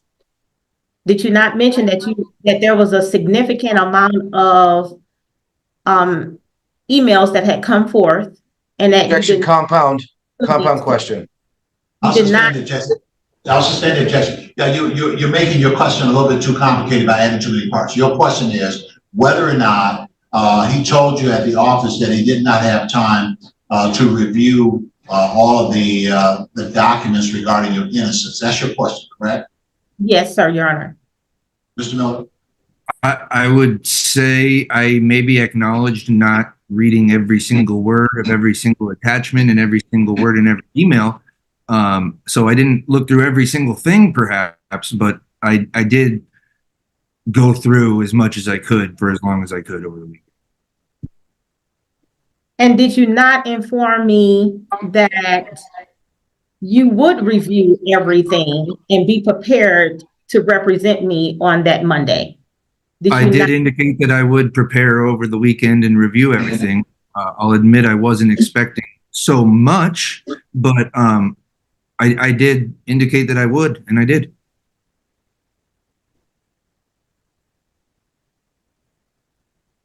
On the date of the hearing, did you not state that you didn't know what to do? I did state that, but I'd like to clarify the context. As you may recall, Ms. Lipscomb, when we got there, there was representative from CPS, there was representative from Wolverine, there was representative from another facility, and us and the attorney for the state. The issue that we had that I didn't know I was getting into or didn't know the extent of is that the daughter, because she was not picked up by Ms. Lipscomb, she was basically in danger of being sent to another juvenile detention center, which nobody wanted her to go to because it got a bad reputation. The one that she was currently at was closing. Okay, so when I got there, I was talking to the CPS workers, I was talking to the representatives from these facilities, and they were basically telling me that, no, yeah, this place is closing. Like, we got to figure it out, right? So she couldn't stay where she was. They didn't want her to go to where she would be sent if they didn't resolve the show cause issue. And so at that point, I said, I don't know what we're going to do in the sense that how we're going to manage all of this and figure out what where to send the daughter, because the place she was at was right. So that's the only thing I didn't know how we were going to handle. I knew exactly what I was doing in terms of the hearing. I just didn't know how we were logistically and practically going to resolve the issue with the daughter and the being closed. Okay, so let's touch on that a little bit. So everything that you just stated right now on the record, did you not have evidence that was supported to you of the fact that the CPS case was dismissed against me for negligent? Judge, I'm gonna, hang on, Ms. Lipscomb, I'm gonna object this line of questioning. There's already testimony that the sole basis for the hearing was for an adjournment. So anything as it relates to the merits that were addressed Actually, after, I I don't think. can ask him. Can I finish, Ms. Lipscomb? Let me finish. So anything, Excuse me, when someone objects, you have to be quiet because I decide, once somebody objects, the court has to make a ruling on that objection, right? So that's why I shut you down, set it up, you come back in, you gotta wait. Go ahead, sir. So Judge, my objection is, I guess, twofold. It's not relevant. Mr. Mallory testified that the basis for the attending the hearing was to get an adjournment. It lasted a lot longer than he thought it would. But everything else as it relates to the merits, we didn't argue, therefore it's not relevant, and it's not relevant to the fee dispute that's at hand, in my opinion.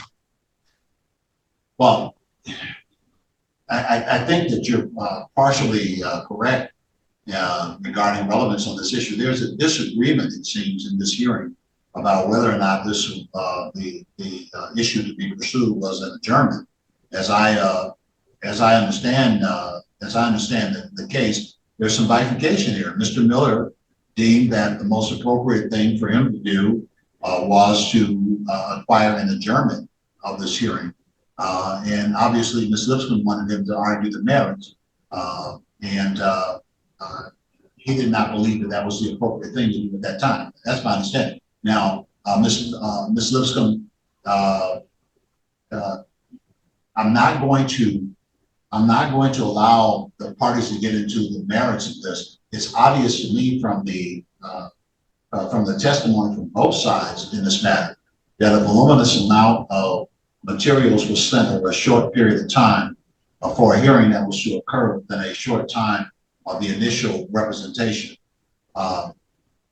I don't make a finding on this, but it makes sense to me that if a lawyer receives that much information in a short period of time, and there is a show cause hearing that could have consequences to a litigant's life and reputation, that being able to stop everything in its place until the parties are ready to go forward with the best arguments that they can make, that does not seem like an unreasonable approach to take. But parties can disagree about that. That doesn't seem to be unreasonable. If you're coming into a hearing with voluminous information regarding the life of a young lady and the number of issues that comes up when there is a factual statement that Ms. Lipscomb has been directed to pick the child up and did not pick the child up, that could sound like an issue for show cause. That could get her in a bunch of trouble, even if she's right on the merits. The fact that she has a show cause means that that judge could send her to jail just because she didn't pick the kid up, not because she's a negligent parent, not because she's a bad person, but because there's a show cause. And a lawyer getting involved in that will want to make sure that his client is not going to end up going to jail on the show cause when they can live to fight another day. But ma'am, I will allow you to continue with your inquiry, but again, we're not going to get into the particular merits of the case. If you wanted to argue the case yourself, then you shouldn't have hired a lawyer. Because when you hire a lawyer, they're going to make some decisions about how the case goes forward as well. So go ahead with your questions. I may have to stop you if they're delving into stuff that doesn't, that's not going to be relevant to this hearing. Go ahead, Ms. Lipscomb. Thank you, Your Honor. One of the things that I would like to ask Attorney Miller is, did he state to me, well, I think he did answer that question, that he was going to review everything on the weekend to be prepared to represent me. However, my next question is as follows. Why is it that you, Attorney Miller, did not state to me, why you didn't talk to me as your and say, I've went in, I've had a conversation with people with the state or what have you, and then have a conversation with me. I do see we need to have an adjournment, and this is why. Why did you not relay that information to me? I did multiple times. I did it. That was our plan here. You watched me talk to everyone in the court hearing. I did. So yeah. I understand. Okay. My next question, I'm not going to argue with. So my next question is, one second. Did I not report documentation to you and was very thorough in letting you know why I did not pick up my daughter and that CPS had dismissed the case? Do you Judge, not? Judge, same objection as before. It's not relevant. Well, he mentioned Documents- it, kind of the documents- downgraded me as a parent. He mentioned that I did not pick up my daughter. And he was aware that my daughter was not in her same mind. Ms. Were you Lipscomb, not aware of that, Attorney Miller? Ms. Lipscomb, I'm the whole, I have an objection. You have a question. I have It's an a objection. question. I am both in the nursing and education profession. He would not downgrade my credibility and he would not downgrade me as a parent. So I'm asking Attorney Miller, was he aware of the fact that my daughter was not in her same mind and that she was taking off all of her medications at that facility? Judge, can I place an objection? Now, ma'am, that's the last time I'm gonna let you go off the hearing. You can't do that. You know, you're an intelligent lady. You're educated. You're a professional. I told you before that when you hear an objection, you don't have the right to then just start talking. When it says objection, it's my turn to when they get finished talking. I told you that before. I let you ramble on and on this time because I want you to see. I want you to see because I think you're intelligent. I think you're an educated person. I want you to see how cumbersome that becomes on this hearing. Which, by the way, when you start doing that, ma'am, I'm not giving that any attention because you're out of order. None of that means. And you already told me previously, you've already testified to much of what you're saying about your daughter. You want everybody to know that you're a great parent. I have no reason to doubt that. You told me you have 5 children. You told me that this particular young lady has mental illness problems and what have you. Listen, I have 6 children. I am grateful beyond measure that I have not had a child with mental illness, but I've dealt with families that have children with mental illness, that have children with incorrigibility problems. That's not something that you created. That's a world that exists out there. People go through stuff like that. That's not what this case is about. You sent a bunch of documents to a lawyer. A lawyer begins to take a look at those documents. His objective is the same objective that you have, but he's looking at that a little bit differently. You're looking to prove that you are a parent. I'm not making a finding here, but you're looking to prove that you're a great parent. He's looking to make sure that a judge don't get it wrong on a show cause and send you to jail. That's what he's looking at. You want to prove right then and there that you're a great parent. Nobody, I don't even think that, I know he's not questioning, I'm not questioning that. My God, if you got the opportunity to raise other kids and you got to deal with a child that you've done your best with, but yet they struggle with all kinds of stuff, and then you got to find the right medication, and they put them on one medication, then they're down too low, put them on another one, they're up too high, all kinds of stuff like that. Yes, I've worked in the mental health field, and yes, I've dealt with a lot of people that suffer various mental illnesses and what have you. It's a tough one, well of a journey for any parent to deal with if they have one child, let alone 5 children. But that's not what this case is about. What this case is about is that someone has issued a show cause because you specifically did not follow an order that says pick a child up. Now, maybe you have reasons for that, and your lawyer is going to articulate what those reasons are at the appropriate time to do that. But the issue is that now you have a judge that's issued an order that says this person should go to jail or be given some kind of penalty because they didn't follow a court order. That's what this is. And whether you disagree with the style that one person takes or another, that's okay. People can fire their lawyers. They can decide that I don't want you to do it anymore. I don't want you to handle the case anymore. And that's what this case comes down to, is that you had a disagreement. You don't like the way that they approach it. I'm not saying I would have done it the way that Mr. Miller did it. I'm not saying that another lawyer would do it that way. But I'm saying that some lawyers would handle the case by saying, if we can go in there when we've got a voluminous amount of documents and get an adjournment, we consider that a win because our client is not being sent to jail or fined or something along those lines for specifically not following a court order that says pick a child up. So that's what this case is about. So when there's an objection, the objection is that judge, in this particular instance, the objection is judge, she's going into some particular details about the nuances of parenting and so on. So, and that's not particularly relevant to this case. It's not. So, ma'am, you can still ask questions, but your questions got to be pointed to the issue that's before this court regarding the propriety of the fee that was charged and whether or not there is some amount that would be coming back to you. That's what this case is about. The fact that you disagreed with Mr. Miller's approach to handling the case, that's axiomatic. You wouldn't be here if you didn't disagree. You wouldn't have fired him if you didn't disagree. But a disagreement does not make incompetent a lawyer. It does not evaporate the work that a lawyer may have done on the file. But there's a lot of things that I can take into consideration. So, ma'am, I want you to go ahead and ask him questions about stuff that is relevant to this case. If you have any more questions, if you don't, that's okay too. And then you get to go to argument, and I'll get to hear both sides argue this and tell me what they believe that the case has shown. If you have other questions for Mr. Miller that are relevant, ma'am, go ahead with your questions.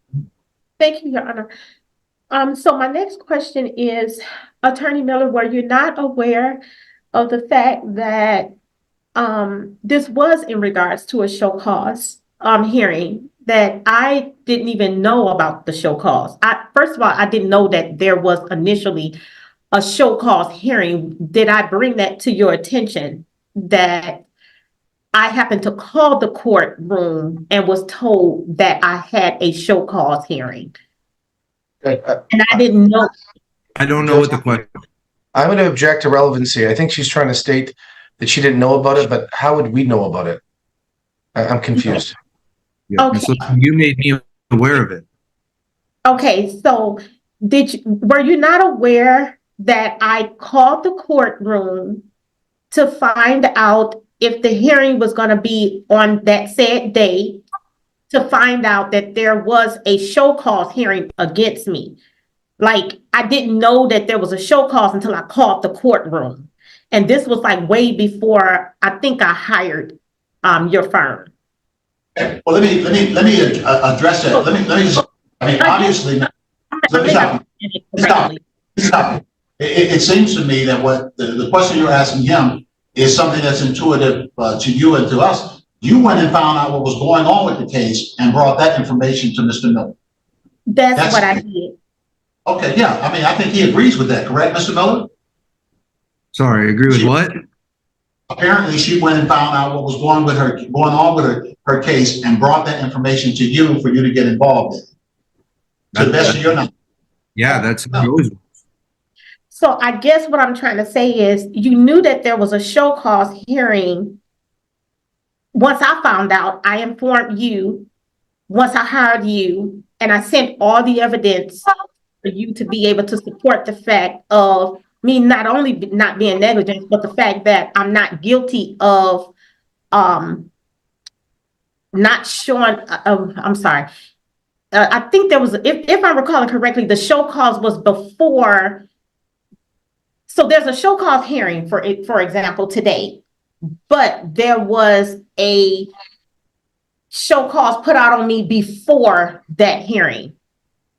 It was something like that, right? And I wanted you to. I can't hear you. Sorry, there you go. Let me say, there were some previous hearings that Mr. Miller was not involved in. At the time that you asked Mr. Miller to come involved in this case, there was already a show cause that was issued. And his retention was to deal with the show cause.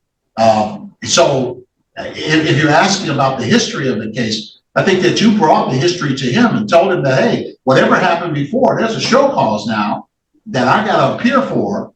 And of course, he knows what a show cause is. The show cause means that if the judge determines that you didn't follow an order, it don't have anything to do with how good of a parent you are. If the judge finds out or concludes that you did not pick that child up, that judge could send you to jail, a whole bunch of stuff. So that's what you hired him to do. and he went to court, or whatever happened is what happened here. Fortunately, with the show cause being adjourned, of course, that means that no action is taken on it, that you're not being sent to jail, you're not being fined, you live to fight another day. Go ahead with your next question. I think everybody understands where the case comes from. So I guess the reason I asked that question is because I was asking Attorney Clayton Miller, and did I not ask you if you could let the judge know?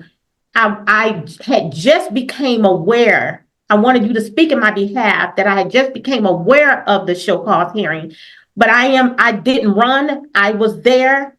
I did what I was supposed to do because, well, my client is innocent. She has nothing to hide. We had this conversation, right? And I asked if you could let the judge know she's not hiding. She's not running. The moment she found out from the courts that there was a show cause, she's here. Like, you didn't go into the courtroom and do that. Like, you didn't speak in my behalf is what I'm saying. Did I not ask if you could let the judge know that? That's a long question. That's a long question. So I'm going to let him answer the question of whether or not he told the judge that. But ma'am, I'll say this. The fact that you were there with the lawyer means that you're there to deal with the case. Just the fact that you're there means that you have shown up, that you're not a slacker trying to run away from something, that you're here to deal with this. Now, he can certainly answer the question about whether or not he went before the judge and said, my client is here, she's not running, she's not. Well, answer that part of the question, Mr. Miller. I don't remember exactly what I said. I'm sure that was part of my argument for seeking an adjournment. You know, I got You don't know, Clay, you don't know. I don't know. I guess what I'm saying is that you win on that argument. You went on that argument all day. I mean, unless the judge got up there and said, your client is a slacker and I'm getting ready to send her to jail. This lady is terrible. And then if your lawyer stands there and says, well, judge, I don't have nothing to say about that. But if you're there with a lawyer and the case, and he gets an adjournment for you, that right there shows that you're there to contest the issue, that you're not there saying that I did something wrong. You're there contesting the issue and saying that I want to have my rights validated here on the show cause thing so that the judge is not trying to send me to jail or something. So I don't get the point there, whether he said something or not about that, because you were there. I guess the point now that brings me to say this. Attorney Clayton Miller came out and said to me, I'm playing with the state. I didn't pick up my daughter. His whole Hold on a second. All right. So your question is, did you tell me at the hearing that I was playing with the state because I didn't come and pick up my daughter? Is that your question? And that I can't keep toying with the state, and that Well, that's a question at a time. You understand the first question? Yeah, kind of. Whether or not you told her that she can't keep playing with the state and that she's in violation because she didn't pick up her daughter. Go ahead, sir. I don't recall saying that. I might have. I don't know. And I'm sorry, Your Honor, it's recorded also. So my position. I don't care about the recording. Sir, if you told her that she's in violation because she didn't pick up her daughter or she can't play with the state, why would you tell her something like that? Right. Ma'am, that's a question. Why would you tell her that? What's the question exactly? I'm sorry. Why would you tell her that she can't play with the state and not pick up her daughter, that by not picking up her daughter, she would be in violation of a court order? Why would you tell her that? Why would I tell her that she would be in violation of the court order? Because she would be if she didn't pick up her daughter. I'm not sure if I'm understanding. You answered it, Clay. Yeah, I mean, I can understand, and if that's your answer, and I'll allow other inquiry. Listen, I can understand if a lawyer tells you that you can't play with the state. If they tell you to do something, you got to do what they tell you to do, because a show cause means that if you didn't follow that court's order, that you could end up in a whole lot of trouble not following that court's order. even if the lawyer is going to defend you and going to protect you and make sure that nothing goes wrong, you'd be a fool not to tell you that. Because a show cause means that you could go to jail. A show cause means that something has gone miserably wrong. And even if you are right about the case ultimately, if a judge issues an order that says, listen to me, if a judge issues an order that says, pick up the child by such and such a day, and you don't pick that child up, that's contempt of court.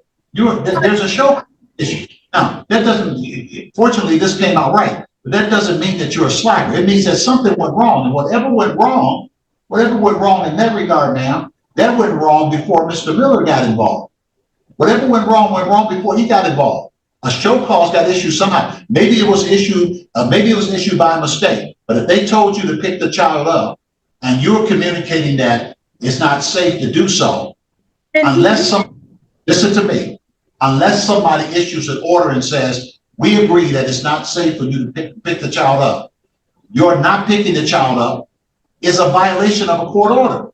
And that causes the issuance of a show cause. And if you have a lawyer, your lawyer is going to inform you that the reason that they issued this show cause is because you were ordered to pick up the child and you didn't pick the child up. You can say, oh, well, I had this reason, but your lawyer will have to tell you that, whatever reasons you had, that court issues an order for you to pick that child up, that could send you to jail. That could get you in a whole bunch of trouble.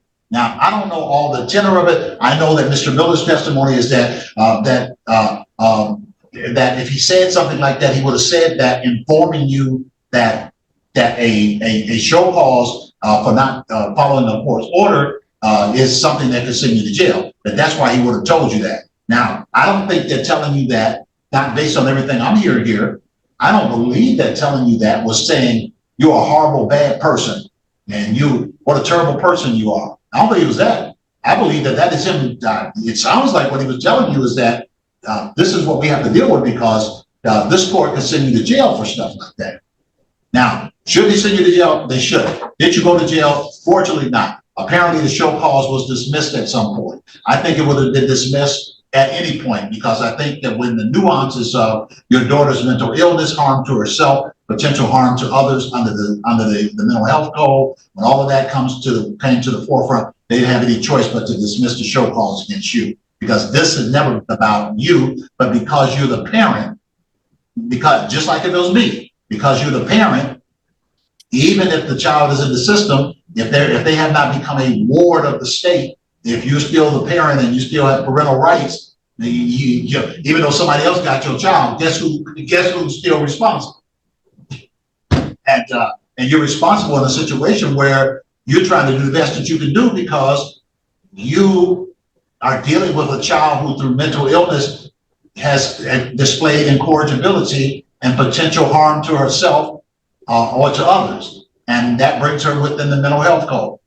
But when she comes here, you're still the parent. If they direct you to do something, you're going to get a show cause if you don't do it. That's what this case sounds like, the underlying case, not this case about fees. Okay, I'm going to give you a few more minutes. If you want to ask any more questions of this gentleman, then you can ask the parties get to the argument. Thank you, Your Honor. So my overall questions were geared toward Attorney Miller was very much so aware of the logistics of the case. He knew pretty much everything from the time of our phone call, and I speak pretty fast but clear and very thorough, all the way up to the time frame that we were in his office. And he knew about the show cause, he knew everything, but he stated that I'm bringing up to the honorable courts as to what Attorney Clay Miller stated on the record. Judge, today. I'm going to object. Ms. Lipscomb, hang on a second, please. I'm going to object. She's making a statement, not a question. This is more appropriate for closing arguments. And I understand that you're not a lawyer, and that's how we have to break this up. This is your opportunity to ask this gentleman questions. I have heard your testimony, and I've heard some of the summary that you're giving about Mr. Miller's awareness because of documents that you sent to him, how he understood the case. But right now, the only thing that you can do with that is ask a question or ask questions. You could ask a question like, Mr. Miller, based upon all of the information that I provided to you, based upon all of what you knew about this case, why did you do this? Or why did you do this? Or did you think to do this? Okay. You could ask a threshold question like that if you want to, but you can't just go on and on about the your summation of things. I'll give you a chance to do that before I issue a ruling in this case. Mr. Hill will have an opportunity to do that, and you'll have an opportunity to do that. That's called closing argument. Okay. So any questions, ask Mr. Miller at this time. Thank you, Your Honor. Attorney Miller, my next question is, based upon all the information that you have in the cases, verbally, mainly verbally, and then second to that would be all the emails.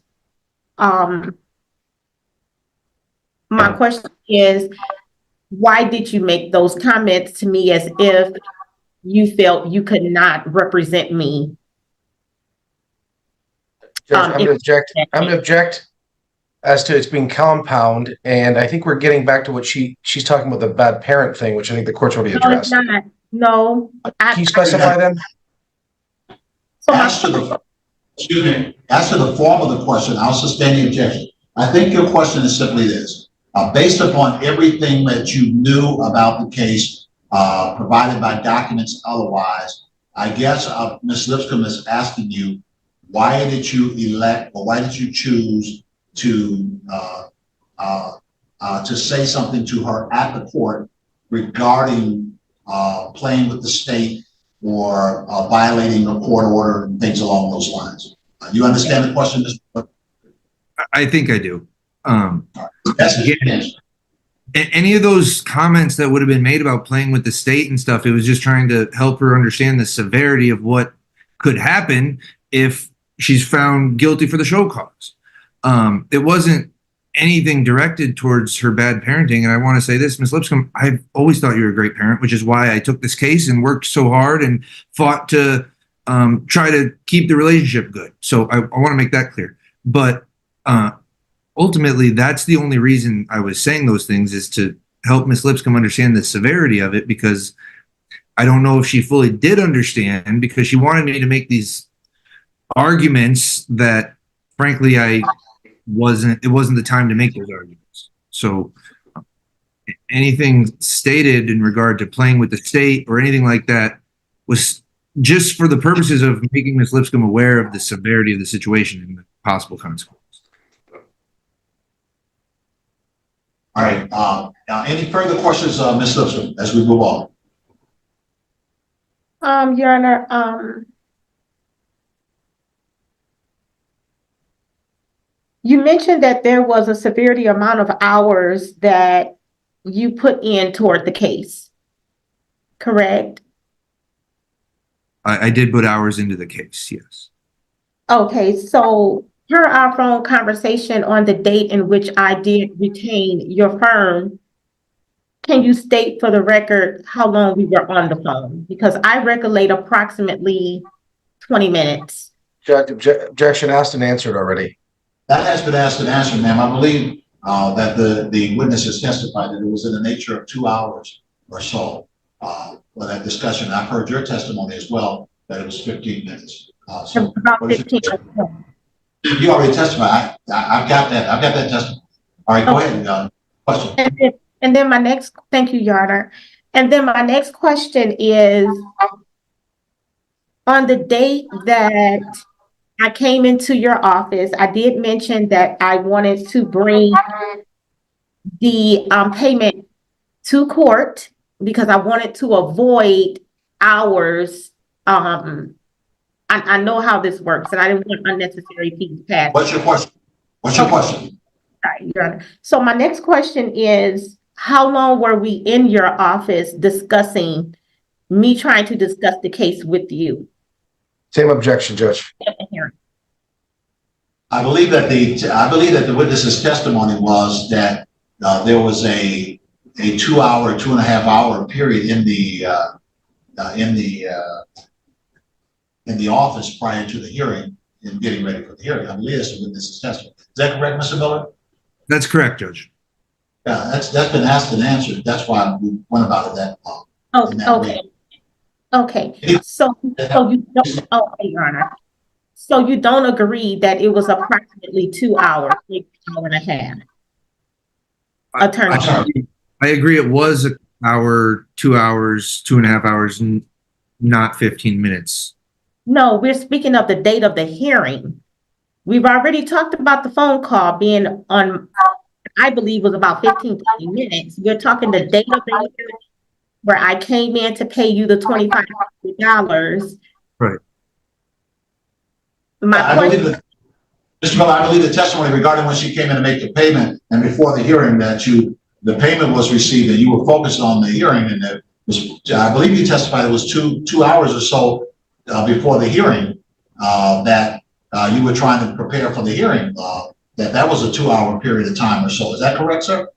Yeah, that's correct, Judge. She showed, I don't know when exactly Ms. Lipscomb came into our office. It was around 9:30, maybe 10, but I know at 12:30 is when we split. So it was a while. All right. So you don't agree that it was maybe about an hour and a half or 2, not 2.5 or 3. Hour and a half. I don't know.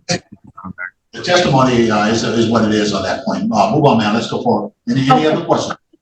So altogether, would you agree that the time frame that, well, I want to go backward a little, well, yeah.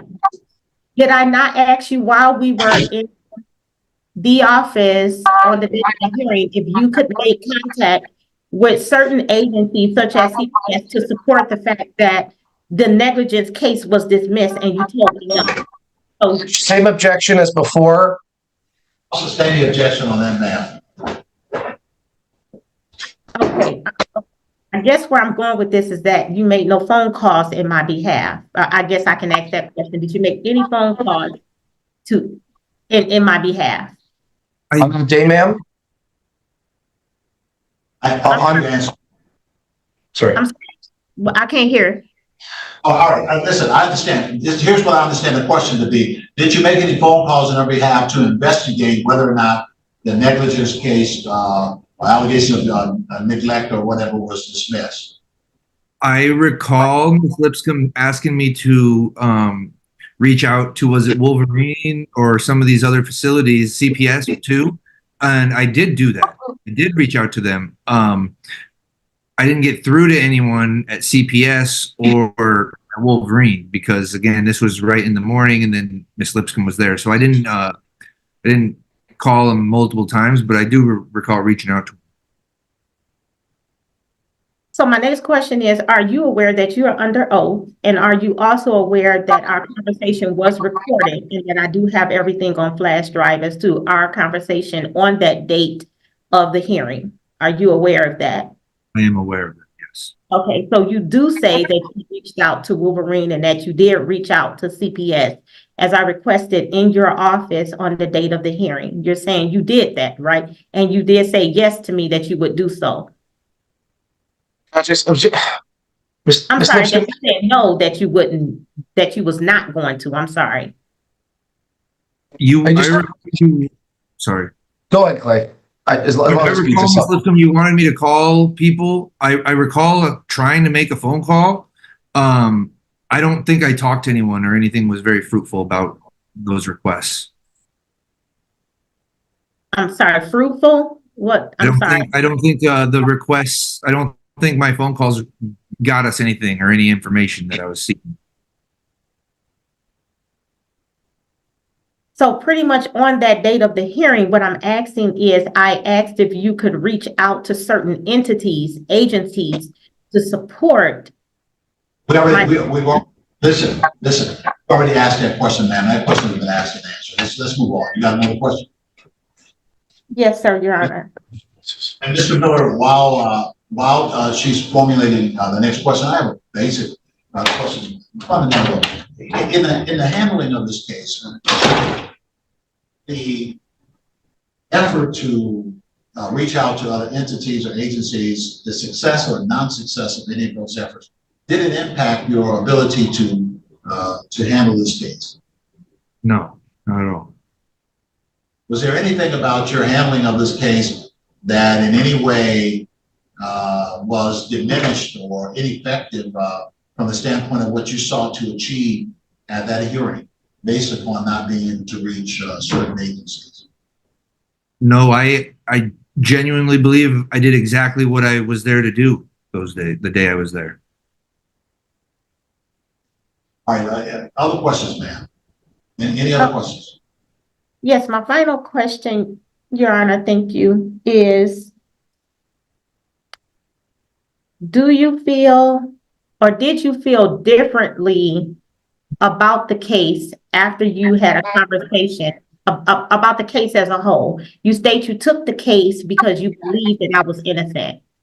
But once you had the conversation with, I believe it was the prosecutor and someone else, other persons that was in the courtroom, did you feel differently about the case? And that is why you approached me the way that you did, saying that I was toying with the system. Because that is what allowed me to say I didn't want to move forward. I didn't feel safe or comfortable with you. No, Miss Lipscomb, I always believed in your innocence, believed that you were a good parent. The reason I may have come at that point is because I was learning things that I wasn't aware of when I talked to the prosecutor, right? And so you got to understand, I'm getting all this information from you. I'm showing up. I'm getting all this information from CPS, from Wolverine, from the prosecutor. Like, there's a lot going on. And so I never doubted your innocence at all. I just was being made aware of more and more details every moment. All right. Thank you, ma'am. I believe that's enough inquiry on this. Mr. Hill, any redirection on this, sir? There's just two very brief questions, and I promise I'm done. Mr. Miller, do you recognize what I pulled up on the screen? Yeah, that's the bill or the invoice we sent Miss Lipscomb. Okay, and it was sent on March 31st, 2023, correct? Correct. And it was due upon receipt. Is that accurate? That is accurate. Last question. If forced to hold the hearing for the show cause on April 3rd, were you prepared to handle that if your adjournment request was not granted? I believe I was, yeah. Nothing further, Judge. And I would like to respond to those two questions, Your Honor. You certainly can. You got questions on this in regard to this, ma'am? Yes, Your Honor. So at the time that you sent me, Attorney Miller, the invoice, the conversation that you and I had was that I could pay it then, or I can pay on Monday, the date of the hearing. Is that true or false? I would guess that's false. That's not how we operate. Generally we would like it before the hearing. So that leads me to now ask you then, why did you not send me an email or call me to say you didn't get the funds before Monday, so we can't represent you? Because I was always willing to represent you and work with you. We just needed the payment before court.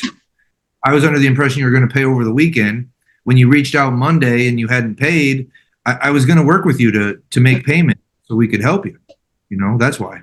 Were you not aware of the fact that I was comfortable paying on the date of the hearing and that was okay with you? Judge, objection outside of my redirect. It is outside of redirected. It's not relevant at this point. I mean, at some point, the parties had a mutuality of understanding, and a payment was made, the payment was accepted. Thank you, Judge. Whether or not they had a fight or whether they had a happy ride to that conclusion, that's what happened. There was a bill for $2,500. No question about it. Ms. Lipscomb paid that $2,500. So we don't have to get into that part unless there's some other question and is limited to Mr. Hill's inquiry on redirect. And I don't think that there's any other questions along this line regarding the bill, unless you have a question about whether or not the bill was paid or whether they negotiated the payment or whatever. But it seems to me that the Detroit Legal Group acknowledges receiving $2,500 from Ms. Lipscomb, and Ms. Lipscomb acknowledges that she paid the $2,500. And it seems to me that the party acknowledged that that was done on Monday, and that it was done before the hearing. And that. Thank you, Judge. Further, that Mr. Miller acknowledges that he continued to work on the file in anticipation that Ms. Lipscomb would do what she said, and that is that she would pay and prepare to go to court that day. That's what happened in this case. And then there was a disagreement. All right. All right. My final, I have another question, Your Honor, if I may. Where we are in the case. Let me hear your question. Okay, thank you, Your Honor. Attorney Miller, did you state in your office that you had not, I can't remember if the choice of words were you didn't have time to review because it was too much, or you didn't get the chance to review everything? Can you clarify that for me? Yeah. Yeah, that's already been asked and answered. Yeah, I mean, you asked that question, Mr. Hill asked his client that question, and I may have even asked that question. That's been answered several times. Yeah. I just wanted on the record that there is an audio of what was said exactly to me on that day. What did you say? I didn't hear you then. You said that you wanted on the record what? Yes, I just wanted to state, Your Honor, as a reminder for Attorney Miller, that there is an audio that reflects the fact that pretty much he did nothing toward the case per his verbiage to me on the date of the hearing. And he really didn't have time to review it. All right, well, that's not the testimony in this case. But if you have something that you want to use for whatever purpose that a lawyer said on a tape that I haven't done anything on this case and I'm coming to court with you and I've done nothing, I don't know nothing about this case, so I'm coming to court. Then if you got that, I guess you can do something with that. That doesn't seem to be what happened in this case, because you gave money. You had a couple of hours before the hearing to talk about the case. You had some time prior to bringing money to talk about the case, and you sent a multitude of documents. That doesn't seem to be something that would represent what this case is. But again, if that's what you have, ma'am, that's what you have. I just don't see that I don't see that as evidence in this case. All right. Now, having said that, the evidence is in this case. I think sufficiently. Parties have had ample time to provide to me whatever they wanted to. The documentation of this case is clearly before the court, and it has to do with what happens to $2,500. This is not a case where there is an allegation of further damage or harm to someone. Ms. Lipscomb hired another lawyer to do some work for her on this case. And she fired the lawyers that were representing her, and she's asking for a refund. And so that's what this case is about. So now we come to that part where Ms. Lipscomb, you get to be first with your closing statement in this matter. That is a summary of what you believe this case has shown and what you're asking the court to do. And then Mr. Hill will have an opportunity to argue to me what he believes this case has shown and what he's asking the court to do. And then Ms. Lipscomb, because it's your burden of proof, you get the last word. So you go first, then Mr. Hill presents his side by summary, and then we come back to you, and that's the final statement. All right? You may at this time, Ms. Lipscomb, you may talk. Thank you, Your I'm Honor. sorry. I'm sorry, Your Honor. No. Cool. I don't want to. Okay. Forget it. Go ahead, Judge. Sorry, forget it. Let me make this status for the record that it was indicated to me that Mr. Attorney Coleman Potts, who works in the Detroit Legal Division office, might have some testimony, or there might be some testimony offered. I believe that if there's some more to be offered here, it probably is voluminous and not particularly relevant. Duplicative. Yes. We're good, Judge. You're resting, I believe, Mr. Hill. Is that correct? Yes. Sir? Yeah, I'm sorry, Judge. Yes, we're done. I believe that everybody's told me what they want to tell me. There are disagreements, for sure. And that's why there's a case in front of me, because the parties disagree. Ms. Lipscomb, you may proceed with your argument at this time. Thank you, Your Honor. Your Honor, this is a case where I hired Attorney Clayton Miller to represent me on a very emotional, I was very stressful, very concerning case in the behalf of my severe mental ill daughter. I made sure that Attorney Clayton Miller not only had all of the evidence to support my innocence, but to support the fact that my daughter needed to be transported to a different facility that would be able to treat my daughter appropriately and to get her out of an abusive situation, yet being scared for my daughter's life, my family's life, looking to him, entrusting him that he would get resolution in a positive manner in my behalf. When I initially contacted the firm, I made sure that I asked if their firm specialized in juvenile cases, and was told yes. From the action and the demeanor, from what I was told, I believed and entrusted. However, upon going to the courtroom, I saw totally different. And it was based on what was said to me after the adjournment was requested, what was requested by Attorney Clayton Miller. And the negativity that I received, I didn't feel that I was in good hands. And that the evidence that I had to support my innocence, it was not brought forth as far as, saying my client is here, my client is not running. But I do want to request an adjournment because it's a significant amount of it, and none of that was even brought toward me. So I was left in limbo. But then I also gave him the opportunity to prove himself as he wanted me to allow him to, and then I was failed again. This was my life, my credibility, my excellent team. I felt like it was almost like I felt crushed on everything. So I then in turn,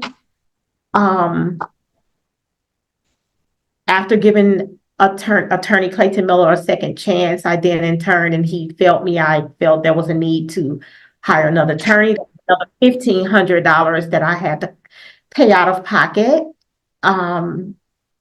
Although I got resolution, there was a positive outcome in my behalf, yet I felt as if I was scammed. I really felt like I was scammed upon. I just felt as if he knew all along he was not going to represent me. As if, I'm a female, I didn't come in with no man, I came in by myself. I was honest with him about everything. I laid everything, all my cards on the table.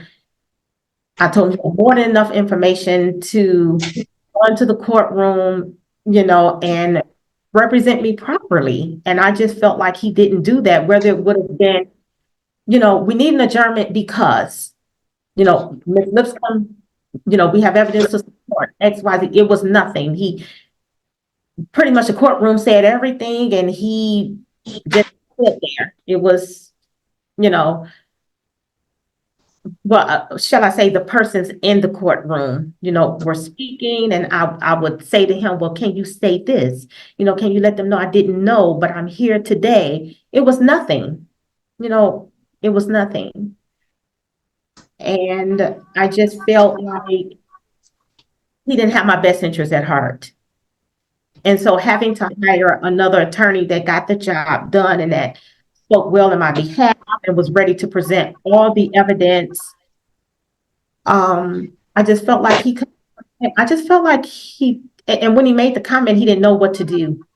That also was my concern, not just the negative verbiage that he stated to me of me toying with the state. Just him saying to me he didn't know what to do, that really, really struck my concern. And then after I even gave him the opportunity to make it right, he didn't show up. So I just feel, Your Honor, at this point, um, having everything he needed to support me, whether it be requesting an adjournment or on the show cause, and he didn't do what I feel was appropriate in my behalf, I do feel that $9,000 is reasonable. I feel that that's very much so unfair to me. I feel that $2,000 is well worth a refund to me, especially being that I had to come out of pocket and pay $1,500 to another attorney.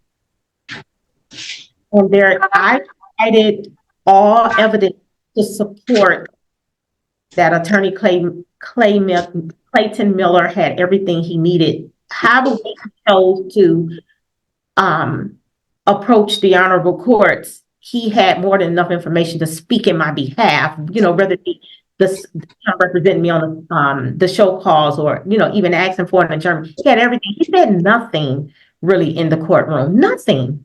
He literally just sat there like nothing. And that is supported. I've supported everything that I've stated today by way of audio. From everything that happened in court to the conversation we had outside the courtroom to the conversation we had in his office. I supported everything. I've supported emails. I've supported text messages. I've supported everything. And I do want to say, no, I never supported a call log. So I do want to clarify that. I never provided a call log. I don't think I provided that. I didn't. No, I didn't. But I have more than enough information to support that Attorney Clayton Miller did not spend also the amount of hours as he stated that he did on the case. He did not. And my audio to the honorable courts as well as to the defendant supports that. I want to say there was maybe about a good, maybe 2 hours and 20 minutes or 2 hours and 15. I'm sorry, let me take that back. 2 hours in his office, 15 or 20 minutes by phone. And I want to say the court hearing went maybe about an hour or an hour and a half. So altogether, I want to say probably about 1 to 3 hours and 4, I'm sorry, 1 to 3 and a half plus the 15 to 20. So not even 4 hours altogether. And that is supported through all of my evidence that I provided to the honorable courts as well as to the law firm. And so it's not, as well as I thought you were done, Ms. Lipscomb. Sorry. Oh, it's okay. It's okay. And then also I am seeking, Your Honor, all of my fees that I paid toward motions. I haven't had the opportunity to add them up because I'm so busy with working that I just haven't had the opportunity to do that. But I paid a significant amount of monies out of pocket toward the motions. And I've also paid, I want to say, for the sheriff's service to serve twice, I believe, upon the defendant. I believe both of those were $28.28 or $27.50 plus $27.50, and each motion was like $20 each. I did initially request that you fund me the $1,500 for the attorney that I had to come out of pocket to pay, but I just, I did initially request that because I felt like it wasn't my fault that I had to hire another attorney. And that is my closing argument. Judge. Thank you very much, Mr. Hill. Judge, just as it relates to the cost she's asking for, I'd like the court to be cognizant of the fact that I'm pretty sure that she didn't show up to a hearing and it was reinstated. I think she's asking for those costs, just so the court's aware. I could be wrong. I'm asking for a no cause, Judge. I'm not asking for any costs affiliated with this. This has consumed my firm, I want to say 4 or 5 separate hearings after it was dismissed and reissued. I have 3 attorneys here. We could be doing other things. I will say this, Your Honor. I started this law firm, Detroit Legal Group, with the Honorable Jeffrey Kleperick in 2009. I have never once been sued on a legal fee. Never once. Why? There's always going to be disputes. I think what I've done is fair. I always try to negotiate and I try to figure out what's going on. In this situation, first of all, when I found out Mr. Miller did all this work without being retained, I was furious with him. We have a policy, and I told him, you shouldn't have looked at those emails. You shouldn't have communicated with the client. You should have told her, you know what, we can't help you. Unless you pay, we can't help you. But he's a younger attorney. He's trying to make good for the law firm, and I appreciate that, Clay, I do. At the end of the day, Judge, again, I've never been sued on a legal fee. I called Ms. Lipscomb myself. She acknowledged that I called. I made an offer. I thought it was reasonable. If you take into consideration the hours that Mr. Miller testified here today about, Judge, it far exceeds what we submitted. And the only reason why we submitted that Clio invoice was to show the basic hours that we put into this case. I was willing to give Ms. Lipscomb some money previously because I wanted to make her feel satisfied. I'm hoping the court can see, regardless of what we did, I don't think Ms. Lipscomb was ever going to be satisfied with our representation. She disagreed with she pretty much countered everything that Clay said. Focusing on the facts, we have a Friday before a Monday hearing. Mr. Miller spends a couple hours talking, receiving 40, 50 emails, spends his weekend at his house going over this stuff, and lets Ms. Lipscomb know that she has to pay. She pays. He has an hour and a half to prepare for a hearing. He's testified he would have been ready, willing, and able to hold the hearing if required. He still goes to the hearing, spends 2 or 3 hours at the hearing. Just the math alone, Judge, those hours far exceed what we put in the Clio invoice. I'm asking for a no cause. I don't want any money from Ms. Lipscomb because I think she feels that she was wronged. She wasn't wrong, Judge. She wasn't. And I appreciate Mr. Miller's, him being candid and honest and saying, listen, Ms. Lipscomb, give me a chance to fix this, right? There's nothing to fix, but in Mr. Miller's mind, he's thinking that he has an angry client. He's a newer attorney. And that's when I had a conversation with Ms. Lipscomb. And I realized that there was no way that we were going to make her happy. And I didn't have to, Judge, but obviously there's an invoice that we provided. She's acknowledged receiving it. It clearly says $2,500. I'm asking the court for no cause, and I'm asking for no fees, no anything. I don't want anything to reinstate the case because I think originally it was dismissed. I just want a no cause, Judge. And I want to move past this and be done. Please. Thank you, Mr. Hill. And Ms. Lipscomb, you get the last word on this matter. Okay, Your Honor. Thank you so much. I just want to say to Attorney Hill, your experience and you never being sued on any type of other cases has nothing to do with how I was ineffectively assisted by your counsel, by Attorney Clayton Miller. That has nothing to do with the poor assistance that I received. That's the first thing that I would like to say. I don't recall you calling me in regards to the situation.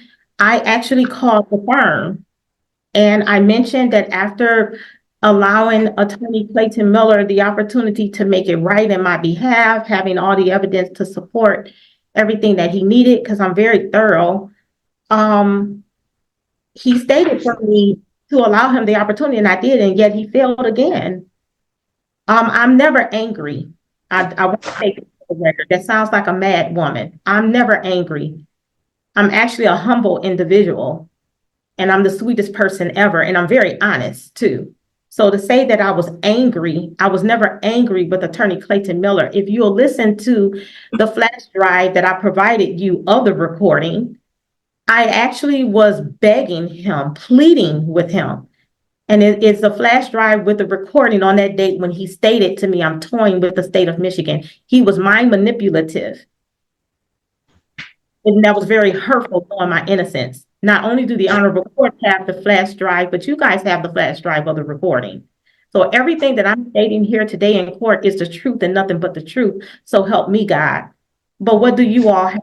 You don't have a recording of me being angry. You don't have a recording of me falsifying any information of the case. You don't have anything negative. I have everything to support everything that I've stated today that's been provided and was served upon you as well as served upon the Honorable Court so they can see my evidence. that Attorney Clayton Miller failed to represent me appropriately, no matter what it was, whether it be a show cause, an adjournment. I was wronged, very much so. And I'm sorry, I do feel that $2,000 is fair that I receive back from your firm, as well as all the fees that I paid toward the motions and the service fees. And that'll be all, Your Honor. All right, thank you. Thank you, Ms. Lipcomb. Thank you, Mr. Hill. Of course, the evidence and the arguments are complete in this matter. And I've gone over items that were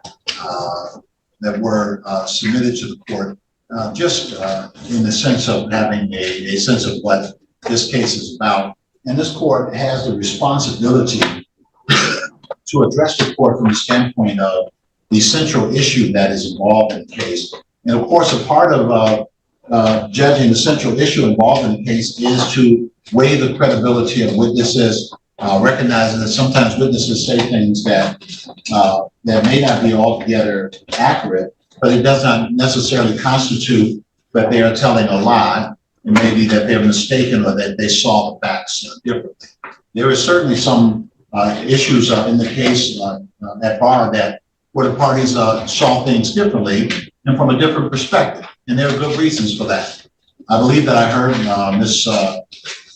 Lipscomb talk about the fact that she is a nurse and I believe involved in some type of physical therapy kind of issues, but she has a professional career track that she has been engaged in for many, many years, and obviously very successfully and does her job with great proficiency. And one of the things that I would not like to do is to second guess her on how she does her job and the decisions that she makes along the way in the manner that she does her job, because she's professionally trained and she has a certain amount of discretion to do it a certain way because of the training that she has. Another nurse may do the job a bit differently, and how they do it may be based upon their training, their experience. What is required in all professions is that you meet the standard of care, and that the function that you carry on, that in carrying out that function, that you do it in a manner that is diligent and that meets the duty of care, meets the duty of responsibility. Indeed, of course, I have a sister who is a medical doctor, and one of the things that we go back and forth about is that we play role reversal at times. You know, she tried to play lawyer, and I tried to play doctor. I tell her that most people would rather for me to play lawyer than for her to play doctor. My point being that she comes from a different profession than I do, and for her to judge the way that I do what I do probably is going to fall flat on its face. Likewise, for me to judge the way that she does, unless I acquire a whole other set of skills, would probably fall miserably flat, because she's good at what she does. I hope that I'm good at what I do. In this case, the situation comes down to the fact that there was an agreement for the representation of Ms. Lipscomb with regard to a show cause hearing that was pending in family court / juvenile court, involving a daughter, one of her daughters, who has a mental illness, and secondary to that mental illness has suffered institutionalization. And as a result of the institutionalization, and Ms. Lipscomb being an on assignment parent, she received and was given notification that she had to pick the child up from a treatment facility. And apparently she differed with that because she did not pick the child up, believing that it was unsafe to do so for the child and for her family, and that other decisions had to be made. As a result of that workup, as Ms. Lipscomb had provided to the court, as a result of that workup, she felt that she needed legal counsel to assist her in what laid ahead of her, and that is that she had to go to court on Monday following the 31st of March, 2023. She obtained representation of counsel. It seems that the record is replete with that retention occurring on the 31st of March, although there's been some testimony regarding the 30th of March. In any event, on the 31st of March, a receipt or a note was generated indicating that a fee of $2,500 was charged. It was not in the nature of a fee agreement. It was in the nature of a set fee that was set out for $2,500 for a particular service that would be provided by this office. There was a discussion that was had on the 31st with Mr. Miller, and upon that discussion, Mr. Miller advised that there would be a fee of $2,500 and also provided information, gathered information regarding what the case was about, and instructed that information was to be sent to him so that he could begin preparing for the case. It is undisputed in the testimony that Ms. Lipscomb desired that Mr. Miller prepare for the case during the Friday and the period preceding that Monday when the hearing occurred, and that Mr. Miller indicated that he would get involved and began to prepare for the hearing. Even though a fee had not been paid, that the agreement between the parties is that Mr. Miller would receive information from Ms. Lipscomb, and that he would review that information in preparation for the hearing. The clock begins on the 31st. The 31st is when Ms. Lipscomb has the right to send information to an email address that has been provided. She also has been provided with a text a number where she could send text messages, and she began having communications. All of those are generating what is commonly referred to as billable hours.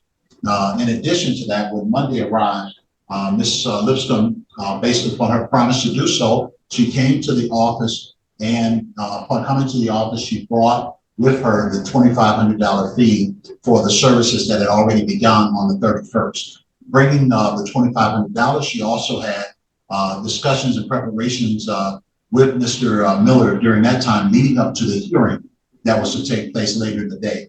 Those discussions were in the nature of an hour and a half to 2 hours. It could have been as much as 2.5 hours, but nobody seemed to be taking very careful notes about how much time was involved, either on the 31st or on the day of the hearing. And it would seem to me, based upon some of the testimony that was offered here, that the thinking of the Detroit legal group was that this was a flat rate. And the reason that that seems to be borne out here is because there was no set documentation of how much time was spent on the 31st. There was no set documentation of how much time was being tallied on the date of the hearing, how much time was spent at the hearing. Only in retrospect does the parties began to look at those kind of items, because that makes sense. The understanding, at least for the firm, was that whatever she needed us to do, we're going to handle it for $2,500. If it's 5 hearings, if it's 6 hearings, if it's 2 hearings, we're going to do it for $2,500. Two things before I go further. Number one, the firm, I'll slap them on the wrist for not getting a fee agreement hammered out right away, so that you could drill down on the issue of it being a flat rate, which in many ways it errs to the benefit of Ms. Lipscomb that they didn't do it that way. Because had they did it that way, probability is that the agreement could have been an hourly rate agreement. And if it was an hourly rate agreement, then that makes things different than a flat rate agreement, et cetera, et cetera. So in other words, it's the firm should have put an agreement out there to lock down the issue of whether or not this is a flat rate or whether or not this is an hourly rate, or so on and so forth. I have to conclude that it's a flat rate because I don't have any evidence to the contrary, because I know there's an agreement, because money was paid, money was received, and nobody is disputing that money was paid and received for legal services. And if I concluded that this was a fee that was paid based upon some kind of hourly rate, then that would mean that the $2,500 could be expended in it just measuring hours that may have been involved, and not based upon some type of flat rate where the court could think about it and say, well, they charge a flat rate, but here's what I think should happen with this flat rate. In other words, if I look at this and Mr. Miller under oath has testified that he used a reasonable amount of diligence on Friday to receive emails late in the day, and that he went over emails that he showed the court by way of evidentiary presentation, the various emails that were sent to him that were voluminous, that one email that had many different attachments to it, and in the nature of somewhere between 30 and 50 emails with multiple attachments to each email. I can tell you right now that if a lawyer is charging a reasonable rate as a lawyer in the nature of $200 to $250 an hour, if you send that lawyer 30 to 50 emails with multiple parts to it, you're going to spend $2,500 that day over that weekend. Even if they don't read all of it, that's going to cost you $2,500 because 10 hours worth of material is $2,500. And it doesn't mean that a lawyer has to use 10 hours to review the materials. If a lawyer uses his expertise and he can do it faster, but it's $2,500 worth of work, he can charge $2,500 for that. That's why Ms. Lipscomb could go to one lawyer and that lawyer charge $1,500. Another lawyer could charge $2,500, and then you could go to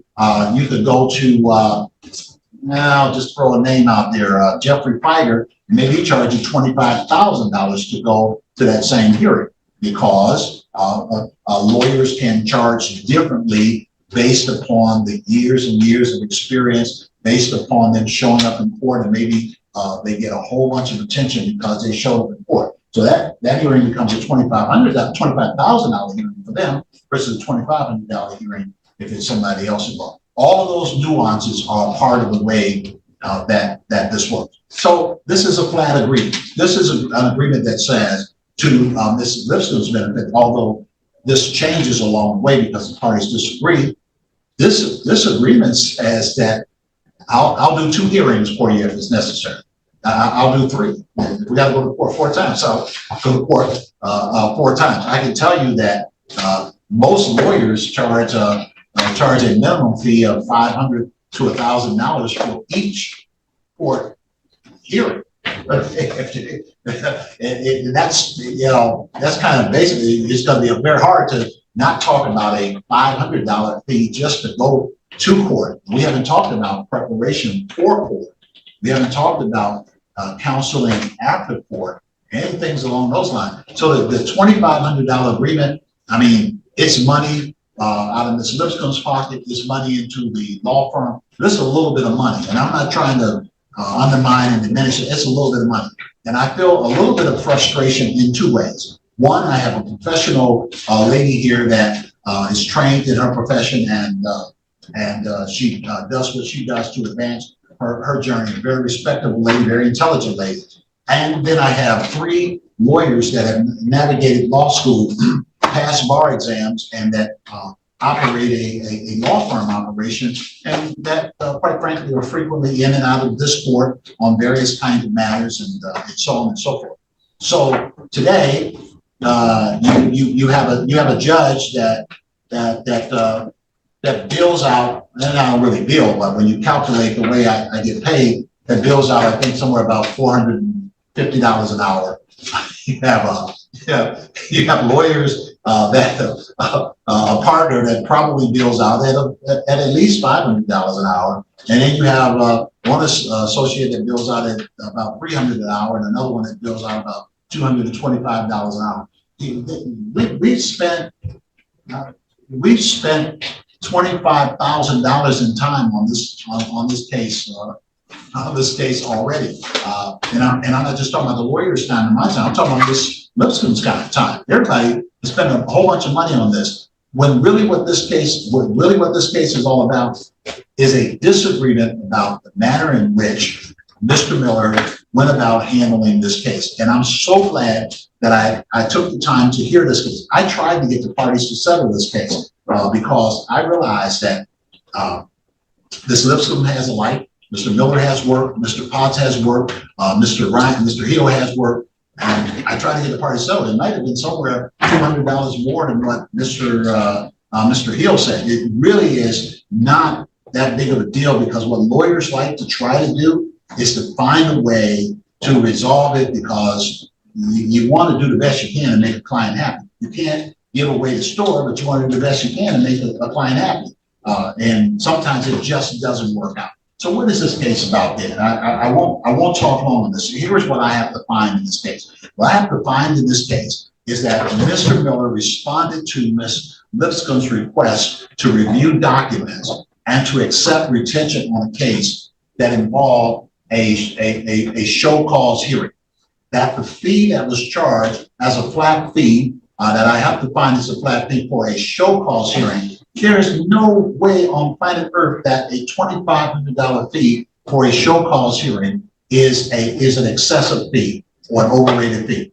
It's impossible for that, because a show cause hearing is a hearing where the fundamental rights of the litigant can be affected by the outcome. That is, that if a person is found guilty on the show cause, that could mean that person goes to jail. That could mean that person has a conviction, so on and so forth.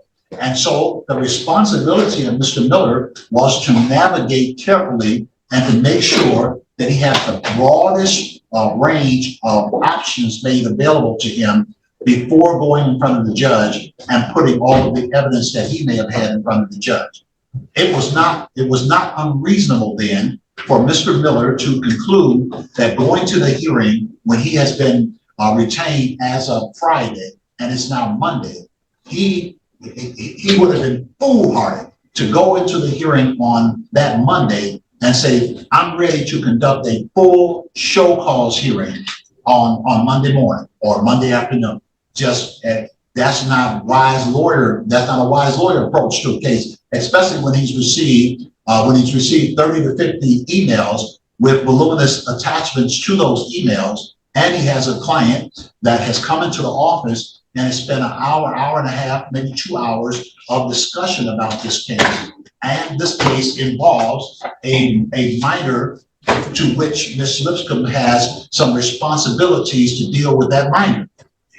I know that it's been suggested, I don't know how long Mr. Miller has been practicing law. I'll tell you the problems and concerns that I have. I don't know how long he's been practicing law, but I know one thing. The first rule of practicing law, when it involves some significant and fundamental rights that may affect your client, is be careful. That's the first rule, is be careful. That you cross every T and dot every I, so navigate carefully going forward. So he gets a bunch of information, he gets to court, and he finally gets to court to meet the other interested parties. The interested parties have to do with the facilities where she's staying, the prosecutor in the case, whatever persons are involved in the treatment plan, the judge in the case, and in this interaction and exchange with them, now he has information from their perspective as well as information from Ms. Lipscomb's perspective. And the testimony here is that the position that Mr. Miller went into the court with is the position that he ultimately decided that he should come out with, and that was to get an adjournment of the matter, to live to fight another day on this. And here is where Ms. Lipscomb has a concern. Ms. Lipscomb wants this resolved on that day. Ms. Lipscomb wants Mr. Miller to go in front of the court and tell the court how good of a person she is and why all of this stuff is just made up and she shouldn't have to be here to fight this matter. Many clients want their lawyer to handle the case that way. And if you're locked up behind bars and a lawyer is trying to get you out of jail, that may be the only approach that the lawyer can take. Maybe the only thing they can take is to throw all their goods out there to try to get you out of jail. This is a situation where Mr. Miller has his client who's not in jail, who no action has been taken against. who nobody is telling her that she now has to be locked up for a rule that she violated. There was an order issued that says she's got to pick up that child. She did not pick up the child. She is technically in violation, and a show cause has issued that could result in her arrest and her being taken in for incarceration. Mr. Miller goes in, he talks to the relevant parties. He comes back, he talks to Ms. Lipscomb, I find, and he tells Ms. Lipscomb some of the things that he's alarmed by. There is a breakdown in communication because he's alarmed by the fact that what they're telling him is that she need to get this child because this child, this facility is being closed down. She didn't come get the child. Now a show cause has been issued against her. She can go to jail for that. And he's alarmed about it. He tells her that, you can't play with these folks. You gotta deal with these folks. I know you're a good person, but you got to deal with these people because they can end up locking up a good person because something didn't go right here. That's the conversation. Miss Lipscomb doesn't like that conversation. She wants her lawyer to get up there in front of the judge and to put on a show for her that she believes would be a better representation. To go in front of the judge and say, this is a great person. Why are you all messing with her like this? You should not be treating her this way, and so on and so forth. He could have did that. He's not required. What he's required to do is to make sure, to the best of his ability, that the fundamental rights of Ms. Lipscomb is not adversely affected without putting up a great fight. He put up the fight that was necessary to make sure that her fundamental rights were not adversely impacted. He did not have to persuade the court of how good a person she was in order for her to get an adjournment. He came out of there with what he needed to come out of there with. And having come out with an adjournment, and all of the paperwork and documents that have been sent to him over the last 72 hours, he now has additional time to drill down on whatever issues need to be dealt with to be fully and thoroughly prepared for everything that all of those parties that were there, all of the interested parties in this child's life, that they were there ready to come at Ms. Lipscomb for. And for him to go in there on that first day and to go on attack probably would not have been the wisest approach. Maybe he could have did that. But as a lawyer, he has the right to make a decision about whether or not this is the best day to fight, or whether or not we need to come back and fight on another day. The other issue, that comes up is that well, there was something about Mr. Miller. Well, the long and short of it is that I wanted to point out here is how that Mr. Miller, he didn't raise the kinds of things that his client wanted him to raise because they weren't necessary. Some of the lesson to lawyers that may be just coming along is that every now and then you got to raise some of the issues that your client wants you to raise, as long as it's not going to hurt them, even if you know it's not going to help. Every now and then, for example, you got a situation where a person is in jail for something pretty serious and they're on a $500,000 bond. Sometimes you got to stand up there and say they're a good person and judge, you should let them out of jail and so on and so forth. When the reality of it is that that bond is not going to get reduced because they did something really crazy. Sometimes you still got to, with a straight face, say this is a really good person and that bond is really too high. Well, in this case, Mr. Miller didn't have to, he didn't have to say, he could have got up there and said, this is really a hardship for her. She's a really good lady. They shouldn't have her here. She shouldn't be going through this. And probably this is a bit of a mistake and what have you. And what was going to happen if he said all of that? And Mr. Miller said all of that. If he said that this lady has documents that she's a good mother, this lady has documents that she's always been there for her child, what was going to happen? And I know Judge Miller, she served on this court. She was my colleague for many years. What was going to happen in front of Judge Miller? Judge Miller was going to grant an adjournment. If Mr. Miller went in, and I know that they're not related, but if Mr. Miller went in and argued the entire case, saying that Ms. Lipscomb is a wonderful lady, she's a professional, she takes care of her child, she has other children at home, she's very responsible, Judge Miller was going to grant an adjournment. By the time the other lawyer got there was more nuance to the case that I'm sure resulted in that show cause being dismissed. And I would suggest, although I have no evidence here, that the position that the case was put in by Mr. Miller bringing it before the court and setting up an adjournment, bringing Ms. Lipscomb in, showing that she's not running from anybody, is the reason why when the next lawyer comes in, that the case gets shut down. That this whole thing about the show cause gets wiped out. Now, the thing that I was trying to think about was the testimony that said that what Mr. Miller said. Yeah, I may have said I don't know what to do here. I don't know what I'm going to do on that. That fits with what Ms. Lipscomb was saying. Ms. Lipscomb was saying that the facility was closing down. They're closing this thing down. They ultimately close it down. Mr. Miller goes back. He has discussion with the various parties, and they're saying this young lady's got to be picked up because they're closing the facility down. It's not going to exist anymore. He comes to his client. He said, I don't know what are we going to do? You don't want to pick the child up because you feel it's a danger. They haven't moved the child to another location, and this facility is closing down. Yeah, there are nuances in the case. What the case really comes down to is a disagreement based upon communication. Ms. Lipscomb had a decision in her mind as to how the thing should go in court. Mr. Miller used his best legal skills to figure out a way to get this case in position to argue on another day so that this show cause and all of this get knocked out and this child get placed into the proper facility or be able to be brought home without there being an adverse impact on Ms. Lipscomb.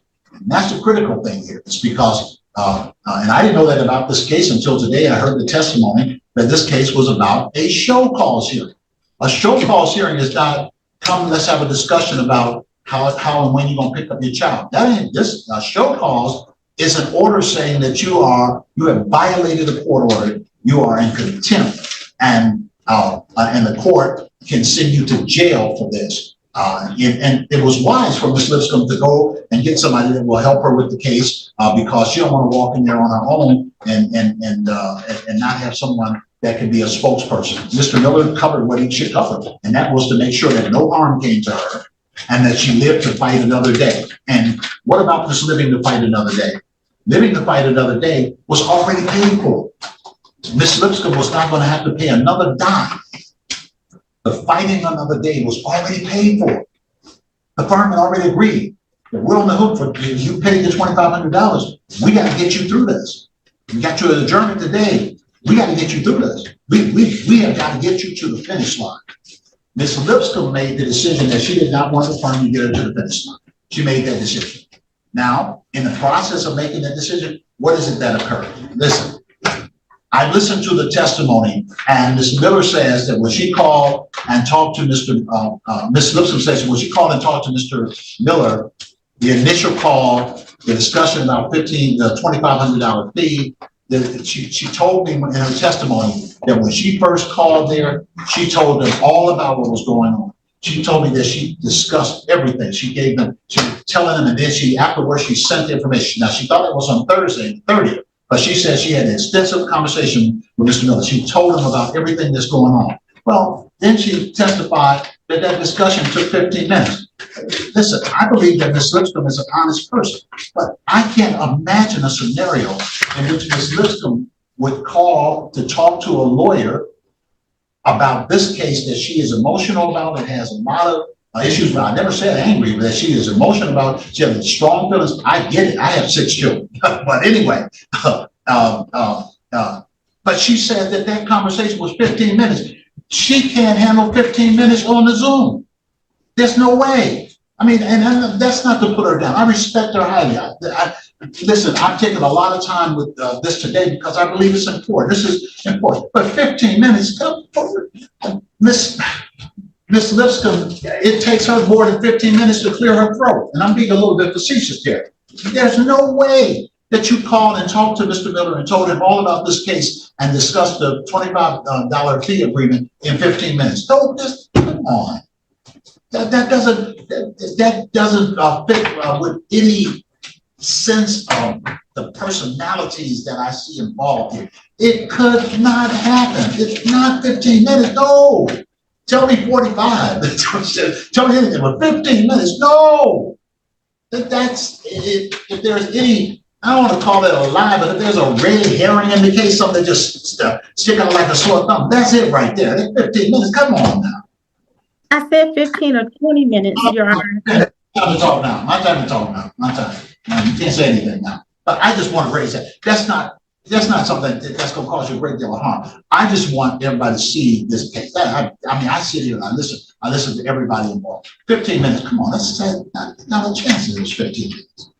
And you send a bunch of emails, and the attorney, whether he reads all of them or just looks at them and glances them, trying to figure out what's going on here and there. That's a lot of time to do that. You got.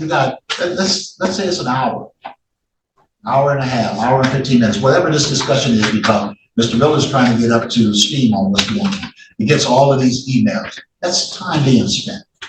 Come into the office. There's another hour and a half of preparation leading up to the hearing. And then there's the hearing where he's going to talk to several parties that are involved in this thing at the hearing.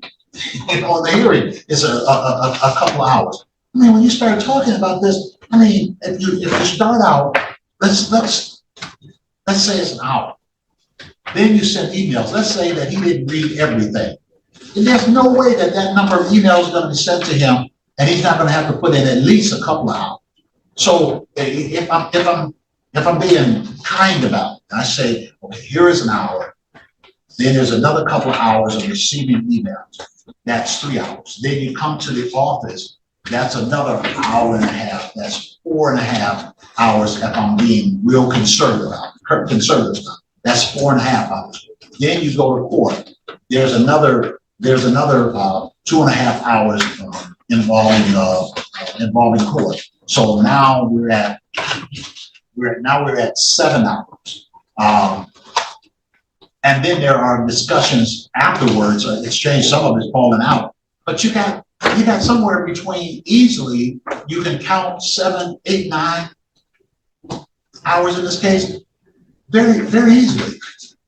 And I know that one of the things that any professional does not want to hear, if I was to tell Ms. Lipscomb that you didn't spend enough time going there to see that patient, that you went in there and you came out of there in 15 minutes, or you did this and you didn't do your due diligence on that. What she's going to say is that I know what I'm doing.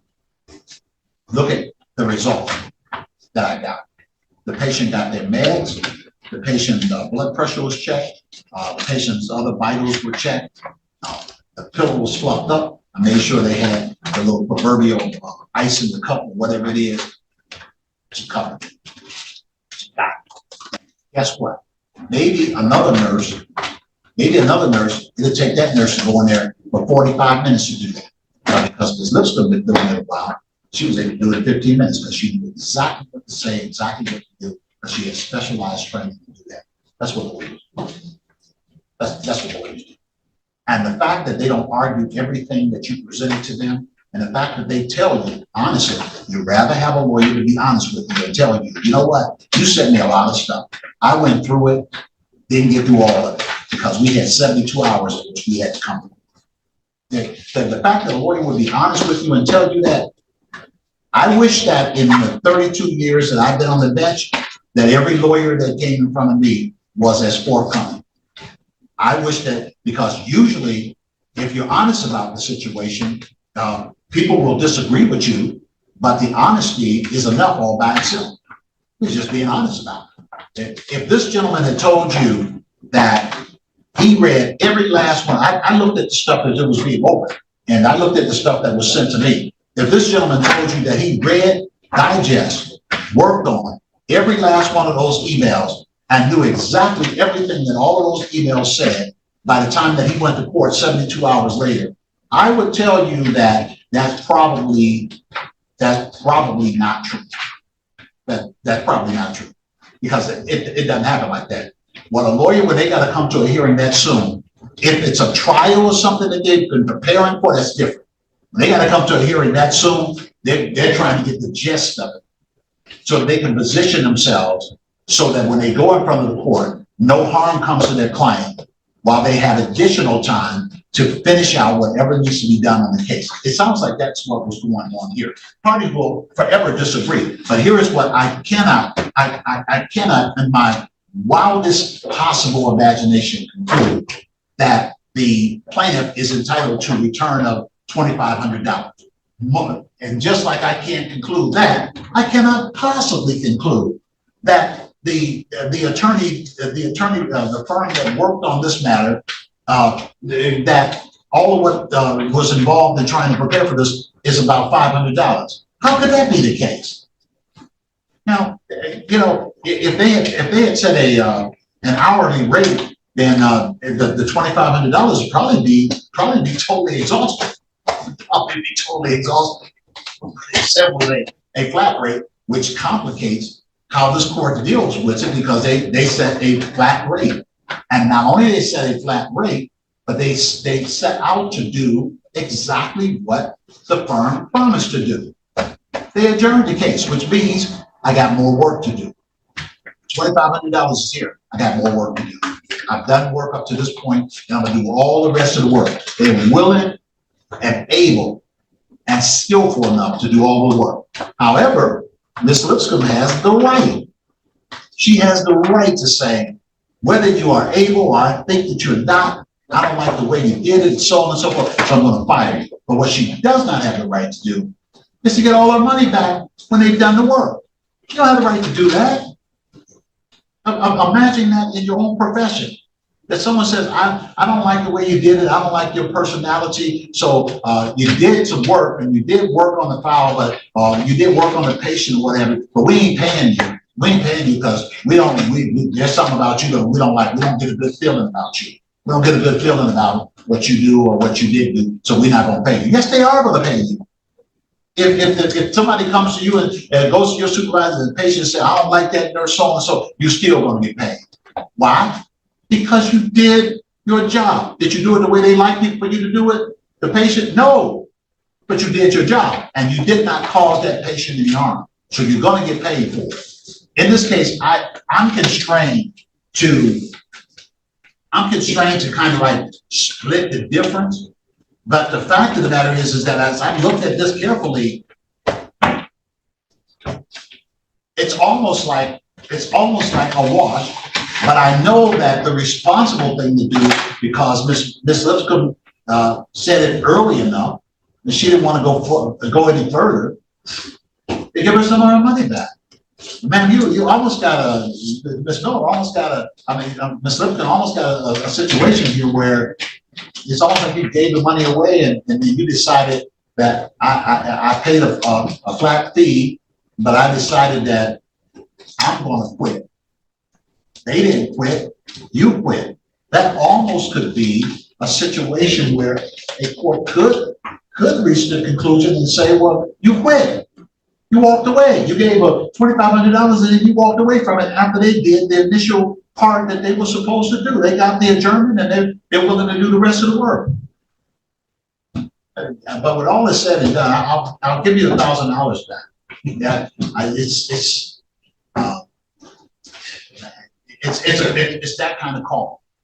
In some ways, I wish the parties could could have sat down and worked this all out and whatever.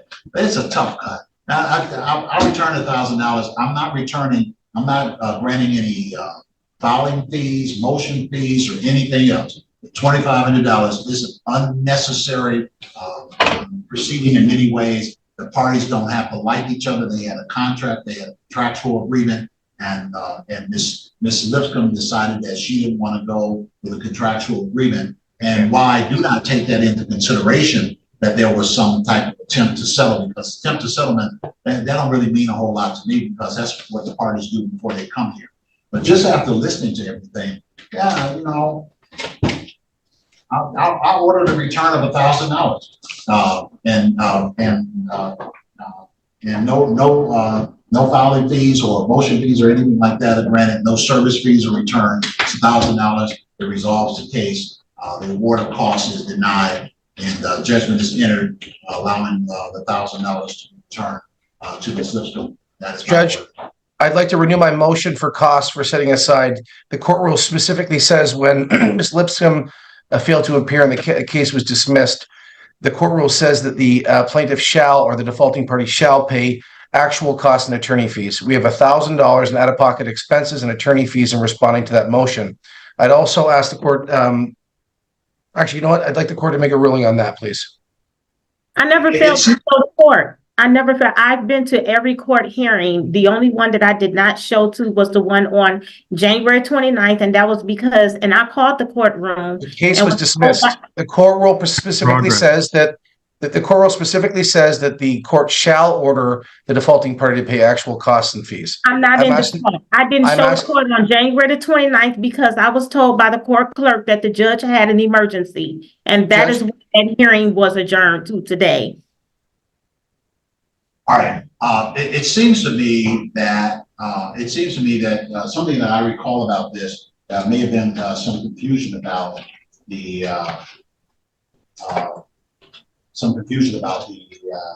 requirements that the plaintiff was needed to have. I don't remember all of the nuances granting the order. But my inclination is that some of that responsibility may have been borne by the issues of court date and lack of notice to Ms. Lipscomb. For that reason, at this time, I'm going to deny the motion for assessment of fees in that regard. Now, if someone formulates a motion that provides other clarity regarding what occurred, and if it seems that it violates the court rule in some kind of way, then of course the court will rule consistent with consistent with whatever the court rules are. My indication here is that this case bounced around a little bit, and that she missed a court date. She missed a court date. I did not. It's unequivocal. She missed a court date. No, I did not. Ms. Lipscomb, I'm talking right now. Not one court date, because This is you're absolutely ridiculous. I'm sorry, Judge. Listen, we've been to court 6 times on this. It has cost my firm thousands of dollars, and she's lied the entire time. That's not true. Woman. First of all, the court date that was on January the 29th was adjourned. now, so Your Honor, I'll follow the motion for reconsideration with regards to the motion for our costs. I'll follow the motion for reconsideration. Get it to you. Your you can do Honor, that. I have Stop now. Stop. You interrupted someone else while they was arguing. Now, I want you to do something, Mr. Potts. If that's what your firm wants to do, I'll hear whatever motion. Now, I think I tried to convey that very clearly. But you tell Mr. Hill, I hope that he got knocked off. You make sure you tell him that, because he knows better than to be in the midst of some argument before the court and to step out of the courtroom without being released from the courtroom. So there's probably an apology or something in order if he exited himself from this courtroom without having permission to leave the courtroom. Yeah, I'm sure that's not what happened. Well, I'm really hoping, and I know that he'll be honest with me, and I know he'll be honest with you, and I don't want anything that's dishonest. If he left this courtroom without permission to leave voluntarily on his own, then he needs to correct that. He will need to correct that. And he has a good relationship with this court, as the firm has a good relationship with this court, because this is not the kind of behavior that I've ever seen displayed. But please make that very clear. And my ruling was based upon what I see in front of me at the moment. I already said that if there is something that either party wants to bring before me, you want to file a motion, Ms. Lipscomb wants to respond to any motion that you file, she'll have the opportunity to do that, and I will conduct a hearing on that issue and try to determine what the outcome should be, right? That's enough for today, ma'am. If they believe that you somehow violated some rule that requires that the court assess fees, they're going to put it in writing and send you a copy of that motion, and then you'll have a chance to respond to that motion in writing, and then the court will conduct a hearing on it and make a decision as to the outcome, right? Your Honor, I would like to state that I was told that on January the 29th, I actually came to the court to file. So somebody is alleging that something happened different than what you're saying. if that's what they want to allege, then they can file their motion. If they file a motion, then I'm sure you will file a response to their motion. And Yes. I will hear your response, I'll hear their motion, and I'll make a decision as to the outcome. That's why you can't argue that today. Don't go off of mute again. Don't go off of mute. I'm done with this case, all right? And Mr. Potts, I think that you are very clear. I'm not trying to be hard on you. No, I don't want to hear anymore. I'm not trying to be hard on you, but you need to tell Mr. Hill what I told him, because we don't conduct business that way. That's not the way that you do it. Nobody can do that before the court. Period. And Your Honor, I would have to take off of work. Like, I would have to take off of work, Your Honor. I tell you what, I think that you're having a hard time with following my directions. When I told you that if somebody files a motion against you, you file a motion, you file an answer, and then the court will set a court date on that. I think you heard that, and every time I put you on mute, you continue to come back in to talk. So I don't want to hear anything else.